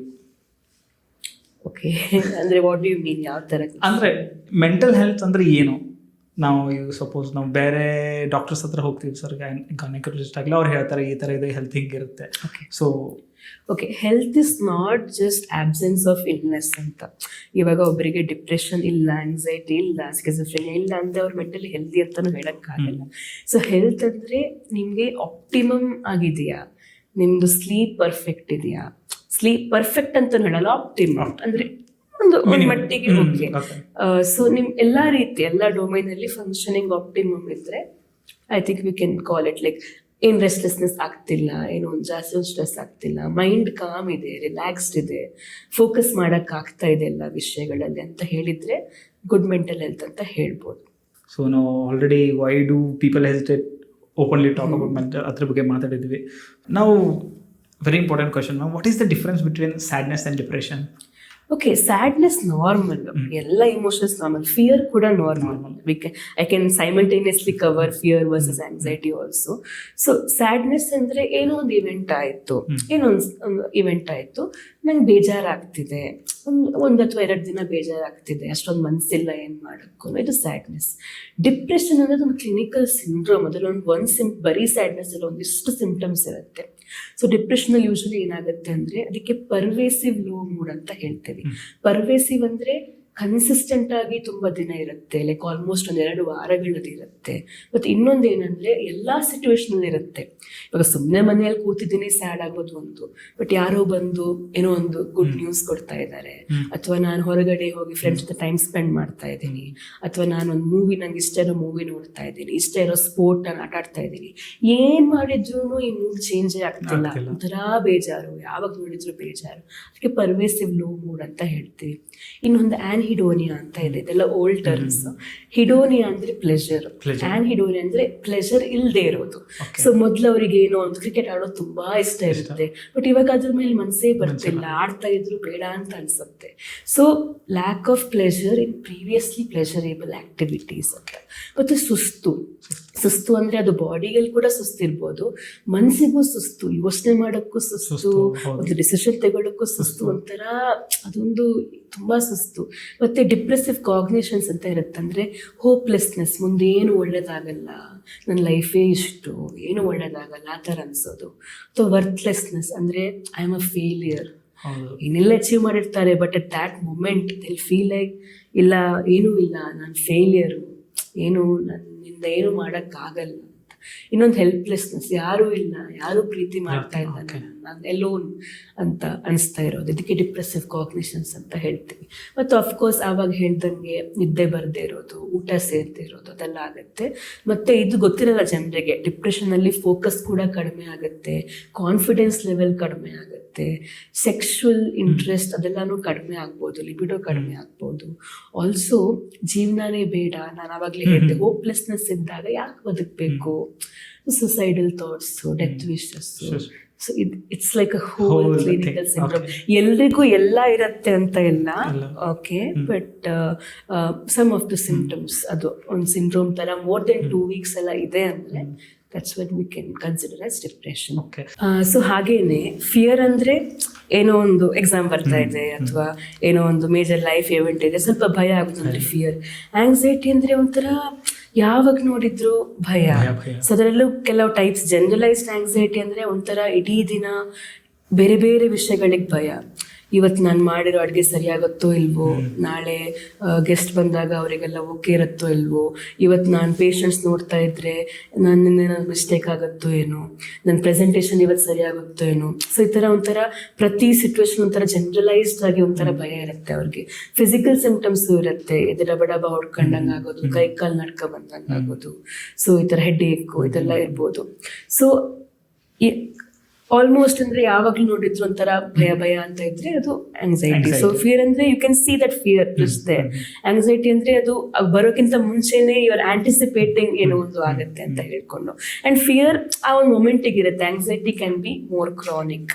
That is the major difference. ಮತ್ತೆ panic disorder ಅಂತ ಇದೆ, ಅವರಿಗೆ panic attacks ಬರ್ತಾ ಇರ್ಬೋದು, ಅಥವಾ ಫೋಬಿಯಾಸ್ ಅಂತ ಇರುತ್ತೆ, ಒಂದು ಸ್ಪೆಸಿಫಿಕ್ ಸಿಚುವೇಶನ್ ಅವ್ರಿಗೆ ಯಾವಾಗ್ಲೂ ಭಯ, ಪರ್ಫಾರ್ಮೆನ್ಸ್ ಆಂಗ್ಸೈಟಿ ಈ ತರ. ಸೊ ಮೇನ್ ಆಗಿ ಹೇಳ್ಬೇಕು ಅಂದ್ರೆ ಅದು ತುಂಬಾ ಎಫೆಕ್ಟ್ ಆಗ್ತಿದೆ, ಡಿಸ್ಟ್ರೆಸ್ ತುಂಬಾ ಒಂದು ಅವರಿಗೆ ಡಿಸ್ಟ್ರೆಸ್ ಆಗ್ತಿದೆ ಅಂದ್ರೆ ಇಟ್ಸ್ ಅಫೆಕ್ಟಿಂಗ್ ದೇರ್ ಫಂಕ್ಷನಿಂಗ್ ಅಂದ್ರೆ ವಿ ಕ್ಯಾನ್ ಸೇ ಅದು it's more than fear, it's anxiety ಅಂತ ಹೇಳಿ. ಓಕೆ. ಸೊ ಇದು ಆಂಗ್ಸೈಟಿ ನಾವು ಮಾತಾಡಿದ ತುಂಬ ಜನ ಅವರು ಹೇಳಿದ ಪ್ರಕಾರ, ನಾನು ರಿಸರ್ಚ್ ಮಾಡ್ತಾ ಇದ್ದೆ ನೀವು ಹೇಳಿದಾಗ, ಒಬ್ಬೊಬ್ರು ಜನಕ್ಕೆ ಹೆಂಗಿರುತ್ತೆ, ಯಾವತ್ತೂ ಹಾರ್ಟ್ ಬೀಟ್ ಹೆಂಗೆ ಸಡನ್ನಾಗಿ ಯಾರಾದ್ರೂ ಕರೆದ್ರೆ ಒಂಥರ ಹಾರ್ಟ್ ಬೀಟ್ ಮೇಲೆ ಜಾಸ್ತಿ ಆಗುತ್ತೆ. ಸೊ ಆಂಗ್ಸೈಟಿಯಲ್ಲಿ ಒಂದೇ ಥರ ಇರುತ್ತೆ, ಅದರಲ್ಲಿ ತುಂಬ ಅದೇ ಬೇರೆ ಬೇರೆ ತರ ಇರುತ್ತೆ. ಆಮೇಲೆ ಅದೇ ಎಲ್ಲ ಒಬ್ರಿಗೆ ಆಸ್ ಅ ಪರ್ಸನಾಲಿಟಿ ಸ್ವಲ್ಪ ಭಯ ಇರ್ಬೋದು ಜಾಸ್ತಿ, ಅದನ್ನೆಲ್ಲ ಮೆಡಿಸಿನ್ ಕೊಟ್ಟು ಟ್ರೀಟ್ ಮಾಡಬೇಕು ಅಂತ ಇರಲ್ಲ. ಯಾವಾಗ ಅದು ಟ್ರೀಟ್ಮೆಂಟ್ ತನಕ ಹೋಗ್ಬೇಕು ಅಂದ್ರೆ ಅದರಿಂದಾಗಿ ಅವರಿಗೆ ಪ್ರಾಬ್ಲಮ್ ಆಗ್ತಾ ಇದೆ, ಲೈಕ್ ಸೇಮ್ ಫಂಕ್ಷನಿಂಗ್ ಪ್ರಾಬ್ಲಮ್ ಆಗ್ತಿದೆ. ಅದರಿಂದಾಗಿ ಕೆಲವರಿಗೆ ಆ ಯೋಚನೆಗಳಿಂದ ರಾತ್ರಿ ಫುಲ್ ನಿದ್ದೆ ಬರ್ತಿಲ್ಲ, ಮತ್ತೆ ಆ ಯೋಚನೆಗಳಿಂದ ಅವರಿಗೆ ಫೋಕಸ್ ಮಾಡಕ್ ಆಗ್ತಿಲ್ಲ, ಕೆಲಸದಲ್ಲೆಲ್ಲ ಪ್ರಾಬ್ಲಮ್ ಬರ್ತಿದೆ. ಸೊ ಈ ತರ ಸಿಚುವೇಶನ್ ಅಲ್ಲಿ ನಾವು ಟ್ರೀಟ್ಮೆಂಟ್ ಕೊಡ್ಬೇಕಾಗತ್ತೆ. ಆಮೇಲೆ ಈವನ್ ಫೋಬಿಯಾಸ್ ಅಲ್ಲೂ ಅಷ್ಟೇ, ಆ ಫೋಬಿಯಾಸ್ ಅವ್ರಿಗೆ ತುಂಬಾ ಎಫೆಕ್ಟ್ ಮಾಡ್ತಿದೆ. ಅಂದ್ರೆ ಅದರಿಂದ ಸ್ಪೆಸಿಫಿಕ್ ಇರುತ್ತೆ. ಇವಾಗ ಕೆಲವರಿಗೆ ಹೈಟ್ ಅಂದ್ರೆ ಅದೊಂದೇ ಪ್ರಾಬ್ಲಮ್, ಬೇರೆ ಎಲ್ಲೂ ಅವ್ರಿಗೆ ಭಯ ಆಗ್ತಿರಲ್ಲ. ಅಥವಾ ಜಸ್ಟ್ ಒಂದು ಅಂದ್ರೆ ಸ್ಟೇಜ್ ಅಲ್ಲಿ ಪರ್ಫಾರ್ಮ್ ಮಾಡಿದ್ರೆ ಮಾತ್ರ ಭಯ ಆಗ್ತಿರುತ್ತೆ. ಬಟ್ ಅದು ಡಿಪೆಂಡ್ಸ್ ಆನ್ ದ ಪ್ರೊಫೆಷನ್. ಇವಾಗ ಅದೇ ಒಂದು ಪ್ರೊಫೆಷನ್ ಆದ್ರೆ we have to treat it ಅಲ್ಲ. ಸೊ ಅದು ಫೋಬಿಯಾಸ್, ಸೊ ಇಟ್ಸ್ ಲೈಕ್ ಏನೋ ಆ ಥರ ಇರುತ್ತೆ. ಓಕೆ ಮ್ಯಾಮ್, ಈಗ ಅದೇ ನಾನು ಎಂಗ್ಸೈಟಿ ಬಗ್ಗೆ ಮಾತಾಡ್ತಿದ್ದೆ. ಸೊ ಇದನ್ನ ನಾವು ಏನಾದರೂ ಲೈಕ್ ಈ ಸಪೋಸ್ ಯಾರಿಗಾದ್ರೂ ಎಂಗ್ಸೈಟಿ ಇದೆ ಅಂತ ಯಾವ ಥರ ಹೆಂಗೆ ಗೊತ್ತಾಗುತ್ತೆ? ಅದು ಅವ್ರದ್ದು ಅವ್ರದ್ದು ವರ್ಕಲ್ಲಿ ಏನಾದರೂ ಡಿಸ್ಟರ್ಬ್ ಆದಮೇಲೆ, ಸೊ ಇವಾಗ ಸಪೋಸ್ ನಿಮ್ಮ ಹತ್ರ ಪೇಷಂಟ್ಸ್ ಬರ್ತಾರೆ, ಸೊ ಇವಾಗ ಒಬ್ರಿಗೆ ಅರ್ಲಿ ಸ್ಟೇಜಲ್ಲಿ ಗೊತ್ತಾಗುತ್ತೆ, ಒಬ್ಬೊಬ್ರು 70 ಇಯರ್ಸ್ವರೆಗೂ ಗೊತ್ತಾಗುತ್ತೆ ಅಂದರೆ, ಸೊ 70 ಇಯರ್ವರೆಗೂ ಸಫರ್ ಮಾಡ್ತಾನೆ ಇರ್ತಾರೆ ಅಲ್ಲ. ವಾಟ್ ಐ ಮೆಂಟ್ ವಾಸ್ ಕೆಲವರಿಗೆ ಆ ಏಜ್ ಅಲ್ಲೂ ಬರ್ಬೋದು ಅಂತ. ಸೊ ಅದೇ ಕೆಲವರು ಟ್ರೀಟ್ಮೆಂಟ್ ತಗೋತಾರೆ, ಅವರಿಗೆ ಅದು ಆಂಗ್ಸೈಟಿ ಡಿಪ್ರೆಷನ್ ಅಲ್ಲ, ಅದು ಅವರಿಗೆ ಗೊತ್ತಾಗ್ಬೇಕಲ್ವಾ what they are feeling. It's more of like ಅವರಿಗೆ ಗೊತ್ತಾಗುವಂತಹ ಪ್ರಾಬ್ಲಮ್ಸ್ ಅದು. ಸೊ ಕೆಲವರು ಅದನ್ನ ಅರ್ಲಿ ಅಂದ್ರೆ ಬೇಗನೆ ಬಂದು ಟ್ರೀಟ್ಮೆಂಟ್ ತಗೋತಾರೆ, ಕೆಲವರು ತಗೊಳ್ಳಲ್ಲ. So that very rare. ತುಂಬಾ ಸಿವಿಯರ್ ಇದ್ರೆ ultimately they will take it, ಯಾಕಂದ್ರೆ ಕಷ್ಟ ಆಗುತ್ತೆ. ಸೊ ಸ್ವಲ್ಪ ಏನಾದ್ರೂ ಗೊತ್ತಾದ್ರೆ they have to consult doctor. So better ಅಂತ ಇವಾಗ ಅವರೇ ಟ್ರೈ ಮಾಡ್ಬೋದು. ಯೋಗ, ಮೆಡಿಟೇಷನ್, ಹಿರಿಯರ ಹತ್ರ ಮಾತಾಡಿ ಸೊಲ್ಯೂಷನ್ ತಗೊಂಡು, ಸೀನಿಯರ್ಸ್ ಹತ್ರ ಎಲ್ಲ. ಬಟ್ ಅದು ವರ್ಕೌಟ್ ಆಗಿಲ್ಲ ಅಂದ್ರೆ I think it's better that they consult. Okay. So madam, ಈಗ ನೆಕ್ಸ್ಟ್ ಕ್ವಶನ್, ಇದು ತುಂಬ ಜನ ಮಾತಾಡ್ತಾರೆ, OCD. OCD ಅಂದರೆ ಏನು? ಸೊ ಅದು ಒಬ್ಸೆಷನ್ ಕಂಪಲ್ಷನ್ ಡಿಸಾರ್ಡರ್, 3 ವರ್ಡ್ ಇದೆ ಅದರಲ್ಲಿ. ಒಬ್ಸೆಷನ್ ಅಂದರೆ ಏನೋ ಒಂದು ಯೋಚನೆ ಇರ್ಬೋದು, ಅಥವಾ ಏನೋ ಒಂದು ವಿಜುವಲ್ ಥರ ಇಮೇಜ್ ಇರ್ಬೋದು, ಅಥವಾ ಏನೋ ಒಂದು ಇವಾಗಲೇ ಇದನ್ನು ಮಾಡಬೇಕು ಅನ್ನೋ ಇಂಪಲ್ಸ್ ಇರ್ಬೋದು. ಇದು ಪದೇ ಪದೇ ಪದೇ ಮೈಂಡ್ ಬಗ್ಗೆ ಬರ್ತಾ ಇದೆ. ಓಕೆ, ಅವರಿಗೆ ಈ ಯೋಚನೆಗಳಿಂದ ಮನಸ್ಸಿಗೆ ಏನೋ ಒಂಥರ ತಳಮಳ, ಡಿಸ್ಟ್ರೆಸ್ ಆಗ್ತಾ ಇದೆ. ಅವರಿಗೆ ಈ ಯೋಚನೆಗಳು ಬೇಡ, ಅವ್ರಿಗೆ ಗೊತ್ತು ಈ ಯೋಚನೆಗಳ ಅವಶ್ಯಕತೆ ಇಲ್ಲ, ಇದು ಇರ್ರ್ಯಾಷನಲ್, ಇಟ್ಸ್ ಇಲ್ಲಾಜಿಕಲ್ ಅಂತ. ಆದರೂ ಅದು ಮತ್ತೆ ಮತ್ತೆ ಮತ್ತೆ ಬರ್ತಾ ಇದೆ. ಅದು ಎಷ್ಟೇ ಟ್ರೈ ಮಾಡಿದ್ರು ಇದು ಬರಬಾರ್ದು ಅಂತ ಎಷ್ಟೇ ಟ್ರೈ ಮಾಡಿದ್ರು ಅವಾಗಲೂ ಅದು ಬರ್ತಾ ಇದೆ. ಅದಕ್ಕೆ ಒಬ್ಸೆಷನ್ ಬಂದಾಗ ಏನು ಒಂಥರ ತಳಮಳ ಆಗತ್ತೆ ಅಂತ ಹೇಳಿದ್ನಲ್ಲ, ಆ ತಳಮಳನ ಕಡಿಮೆ ಮಾಡೋಕ್ಕೆ ನಾವೇನೇನು ಮಾಡ್ತೀವಿ ಅದಕ್ಕೆ ಕಂಪಲ್ಷನ್ಸ್ ಅಂತ ಹೇಳ್ತೀವಿ. ಉದಾಹರಣೆ ಕೊಡ್ಬೇಕಂದ್ರೆ, ನನಗೇನೋ ಬರ್ತಾ ಇದೆ ಮೈಂಡ್ಗೆ ದ್ಯಾಟ್ ನಾನು ಸ್ಟವ್ ಆಫ್ ಮಾಡಿಲ್ಲ ಅಂತ. ಓಕೆ, ಅದು ನಂಗೆ ಮತ್ತೆ ಮತ್ತೆ ಬರ್ತಾ ಇದೆ, ನಂಗೆ ಗೊತ್ತು ನಾನು ಆಫ್ ಮಾಡಿದ್ದೀನಿ, ಆದರೂ ಆ ಯೋಚನೆ ಓಕೆ ನಾನು ಮಾಡಿಲ್ಲ, ಬೆಂಕಿ ಎಲ್ಲ ಬಂದ್ಬಿಡುತ್ತೆ, ಇಡೀ ಮನೆ ಹೊರಟೋಗ್ಬಿಡುತ್ತೆ. ಸೊ ಅದು ತುಂಬ ಭಯ ಆಗತ್ತಲ್ವಾ, ಆ ಭಯನ ಕಡಿಮೆ ಮಾಡಬೇಕು ಅಂತ ನಾನು ಹೋಗಿ ಚೆಕ್ ಮಾಡ್ತೀನಿ. ಆ ಚೆಕ್ ಮಾಡೋದಕ್ಕೆ ಕಂಪಲ್ಷನ್ಸ್ ಅಂತ ಹೇಳ್ತೀವಿ. ಸೊ ಒಬ್ಸೆಷನ್ ಅಂದ್ರೆ ಆ ಥಾಟ್, ಓಕೆ ಏನೋ ಆಗಿದೆ ಅಂತ. ಕಂಪಲ್ಷನ್ ಅಂದ್ರೆ ನಾನು ಮಾಡುವಂತ ಒಂದು ಆಕ್ಟ್ ಏನಿದೆ ಅದಕ್ಕೆ ಕಂಪಲ್ಷನ್ಸ್ ಅಂತ ಹೇಳ್ತೀವಿ. ಇದೆರಡೂ ತುಂಬಾ ಇದೆ, ಇದರಿಂದಾಗಿ ಅವ್ರಿಗೆ ಫಂಕ್ಷನಿಂಗ್ ಪ್ರಾಬ್ಲಮ್ ಆಗ್ತದೆ. ಅದಕ್ಕೆ ಡಿಸಾರ್ಡರ್ ಅಂದ್ರೆ distress plus dysfunction, it is disorder. ಅದು if have to explain the entire terminology ಈ ತರ ಮಲ್ಟಿಪಲ್ ಡೊಮೇನ್ಸ್ ಅಲ್ಲಿ ಇರುತ್ತೆ. ಕೆಲವರಿಗೆ ಕ್ಲೀನ್ಲಿನೆಸ್ ಡೊಮೇನಲ್ಲಿ ಇರುತ್ತೆ, ಅಂದರೆ ತೊಳೆದಿರೋ ಪಾತ್ರೆನ ಮತ್ತೆ ಮತ್ತೆ ತೊಳಿತಾ ಇರ್ತಾರೆ, ತೊಳೆದಿರೋ ಕೈಯನ್ನು ಮತ್ತೆ ಮತ್ತೆ ತೊಳಿತಾ ಇರ್ತಾರೆ, ಸ್ನಾನ ಮಾಡೋಕ್ಕೆ 5-6 ಗಂಟೆ ಕೂಡ ತಗೊಳ್ಳೋರಿದ್ದಾರೆ, ಅದು ಕ್ಲೀನ್ಲಿನೆಸ್ ಡೊಮೇನ್. ಇನ್ನೊಂದು ನಾನು ಹೇಳ್ದಲ್ಲ ಚೆಕ್ಕಿಂಗ್, ಅಂದ್ರೆ ಡೌಟ್ಸ್ ಬರುತ್ತೆ ಅವರಿಗೆ, ಡೋರ್ ಲಾಕ್ ಮಾಡಿಲ್ಲ, ಸ್ಟವ್ ಆಫ್ ಮಾಡಿದ್ದೀನಿ ಇರ್ಬೋದು, ಅಥವಾ ಮೊಬೈಲ್ ಇದೆಯೋ ಇಲ್ವೋ, ಕೀ ತಗೊಂಡಿದ್ದೀನೋ ಇಲ್ವೋ, ಇದೆಲ್ಲ ಮತ್ತೆ ಮತ್ತೆ ಚೆಕ್ ಮಾಡುವಂಥದ್ದು. ಅದಕ್ಕೆ pathological doubts with checking compulsions ಅಂತ ಹೇಳ್ತೀವಿ. ಇನ್ನೊಂದು ಸಿಮೆಟ್ರಿ ಒಬ್ಸೆಷನ್, ಇದು ಹೀಗೆ ಇರಬೇಕು, ಮೊಬೈಲ್ ಇದಕ್ಕೆ ಸಿಮೆಟ್ರಿಕಲ್ ಆಗಿ ಹೀಗಿರ್ಬೇಕು, ಅದೆಲ್ಲ ಒಂದು ಆರ್ಡರ್ ಅಲ್ಲಿ ಇರಬೇಕು ಅಂತ ಅವರಿಗೆ ಇರುತ್ತೆ, ಅದು ಸಿಮೆಟ್ರಿ ಒಬ್ಸೆಷನ್. ಇನ್ನು ಬಂದ್ಬಿಟ್ಟು ರಿಲಿಜಿಯಸ್ ಒಬ್ಸೆಷನ್ಸ್ ಇರ್ಬೋದು, that is very disturbing. Because ಗೊತ್ತಲ್ವಾ, ಅಂದ್ರೆ ಇಂಡಿಯಾದಲ್ಲಿ ಎಷ್ಟೊಂದು ದೇವರ ಬಗ್ಗೆ ಇದಿರುತ್ತೆ. ಸೊ ಅವರಿಗೆ ಎಷ್ಟರ ಮಟ್ಟಿಗಿರುತ್ತೆ ಅಂದ್ರೆ, ಫಾರ್ ಎಕ್ಸಾಂಪಲ್ ಏನೋ ಒಂದು ಡರ್ಟ್, ಏನೋ ಒಂದು ಕಸ ನೋಡಿದಾಗ ಅದ್ರಲ್ಲಿ ದೇವ್ರ ಫೋಟೋ ಇದ್ದಂಗೆ ಅನ್ಸೋದು, ಯೂರಿನ್ ಮಾಡಕ್ ಹೋದಾಗ ಅದ್ರಲ್ಲಿ ದೇವ್ರು ಇದ್ದಂಗೆ ಅನ್ಸೋದು, ದೇವ್ರ ಜೊತೆ ಸೆಕ್ಷುವಲ್ ಆಕ್ಟಿವಿಟೀಸ್ ಮಾಡ್ದಂಗೆಲ್ಲ ಬರೋದು. So it's very ಡಿಸ್ಟ್ರೆಸ್ಸಿಂಗ್. ಸೊ ಇದಕ್ಕೆ ರಿಲಿಜಿಯಸ್ ಒಬ್ಸೆಷನ್ ಅಂದ್ರೆ ದೇವ್ರ ವಿಷಯಗಳಲ್ಲಿ ಬೇರೆ ಬೇರೆ ರೀತಿ ಕೆಟ್ಟ ಯೋಚನೆಗಳು, ಕೆಟ್ಟ ವಿಜುವಲ್ಸ್ ಬರೋದು, ಅಥವಾ ಪ್ರೇಯರ್ ಮಾಡುವಾಗ ಏನೋ ಬೈಯೋ ತರ, ಚಪ್ಪಲಿ ಎಸೆಯೋ ತರ, ಈ ತರದ್ದೆಲ್ಲ ವಿಜುವಲ್ಸ್ ಬಂದು ತುಂಬಾನೇ ಅವರಿಗೆ ಕಷ್ಟ ಆಗ್ತಿರುತ್ತೆ. ಸೊ ಅದು ಬಂದಾಗ ಅವರು ಅದನ್ನ ಕಂಪಲ್ಸೇಟ್ ಮಾಡಕ್ಕಂತ ಪ್ರೇಯರ್ ಮಾಡೋದು, ಕೌಂಟ್ ಮಾಡೋದು, ಈ ತರದ್ದೆಲ್ಲ ಮೆಂಟಲ್ ಕಂಪಲ್ಷನ್ಸ್ ಜಾಸ್ತಿ ಅದು ಇರುತ್ತೆ ಅವ್ರಿಗೆ. ಮತ್ತೆ ಕೆಲವರಿಗೆ ಮಿಸಲೇನಿಯಸ್ ಏನೇನೋ ಇರುತ್ತೆ, ಅಂದ್ರೆ ಮಾಡಿದ್ದನ್ನೇ ಮತ್ತೆ ಮತ್ತೆ ಮಾಡಬೇಕು ಅಂತ. ಅದಕ್ಕೆ ಅರ್ಥ ಇಲ್ಲ, ಅಂದ್ರೆ ನಾನಿವಾಗ ಈ ಡೋರನ್ನ 5 ಸತಿ ಟ್ಯಾಪ್ ಮಾಡಿ ಹೋಗ್ಬೇಕು, ಮಾಡಿಲ್ಲ ಅಂದ್ರೆ ನನ್ಗೇನೋ ಆಗತ್ತೆ, ಅಥವಾ ಅದನ್ನ ಮಾಡಿಲ್ಲ ಅಂದ್ರೆ ನನ್ನ ಅಪ್ಪ ಅಮ್ಮಂಗೇನೋ ಆಕ್ಸಿಡೆಂಟ್ ಆಗೋಗ್ಬಿಡುತ್ತೆ. ಸೊ ಅದು ಅವರಿಗೆ ಅಷ್ಟೊಂದು ಭಯ, ಅಂದ್ರೆ ಅದನ್ನ ಅವ್ರು ಮಾಡಿಲ್ಲ ಅಂದ್ರೆ ಅಲ್ಲಿ ಆಗ್ಬಿಟ್ರೆ, ಸೊ ಅವರು ಅರ್ಥನೇ ಇಲ್ಲದೆ ಮತ್ತೆ 5 ಸತಿ ಮುಟ್ತಾ ಇರ್ತಾರೆ ಅದನ್ನ. ಸೊ ಈ ತರ ಮಲ್ಟಿಪಲ್ ಡೊಮೇನ್ಸ್ ಅಲ್ಲಿ OCD. ಸೊ ತುಂಬಾ ಜನಕ್ಕೆ ನಾವು OCD ಓನ್ಲಿ ಕ್ಲೀನ್ಲಿನೆಸ್ ಬಗ್ಗೆ ಅಷ್ಟೇ ಇರುತ್ತಾ ಅಂತ, ಎಲ್ಲರೂ OCD ಇದೆ ಅಂತಾರೆ. ಬಟ್ ಕೆಲವರು ಕ್ಲೀನ್ಲಿನೆಸ್ ತುಂಬಾ ಅದ್ರ ಬಗ್ಗೆ ಪ್ರಿಯಾಕ್ಯುಪೈಡ್ ಇರ್ತಾರೆ, ಬಟ್ ಅವ್ರಿಗೆ OCD ಇರಲ್ಲ.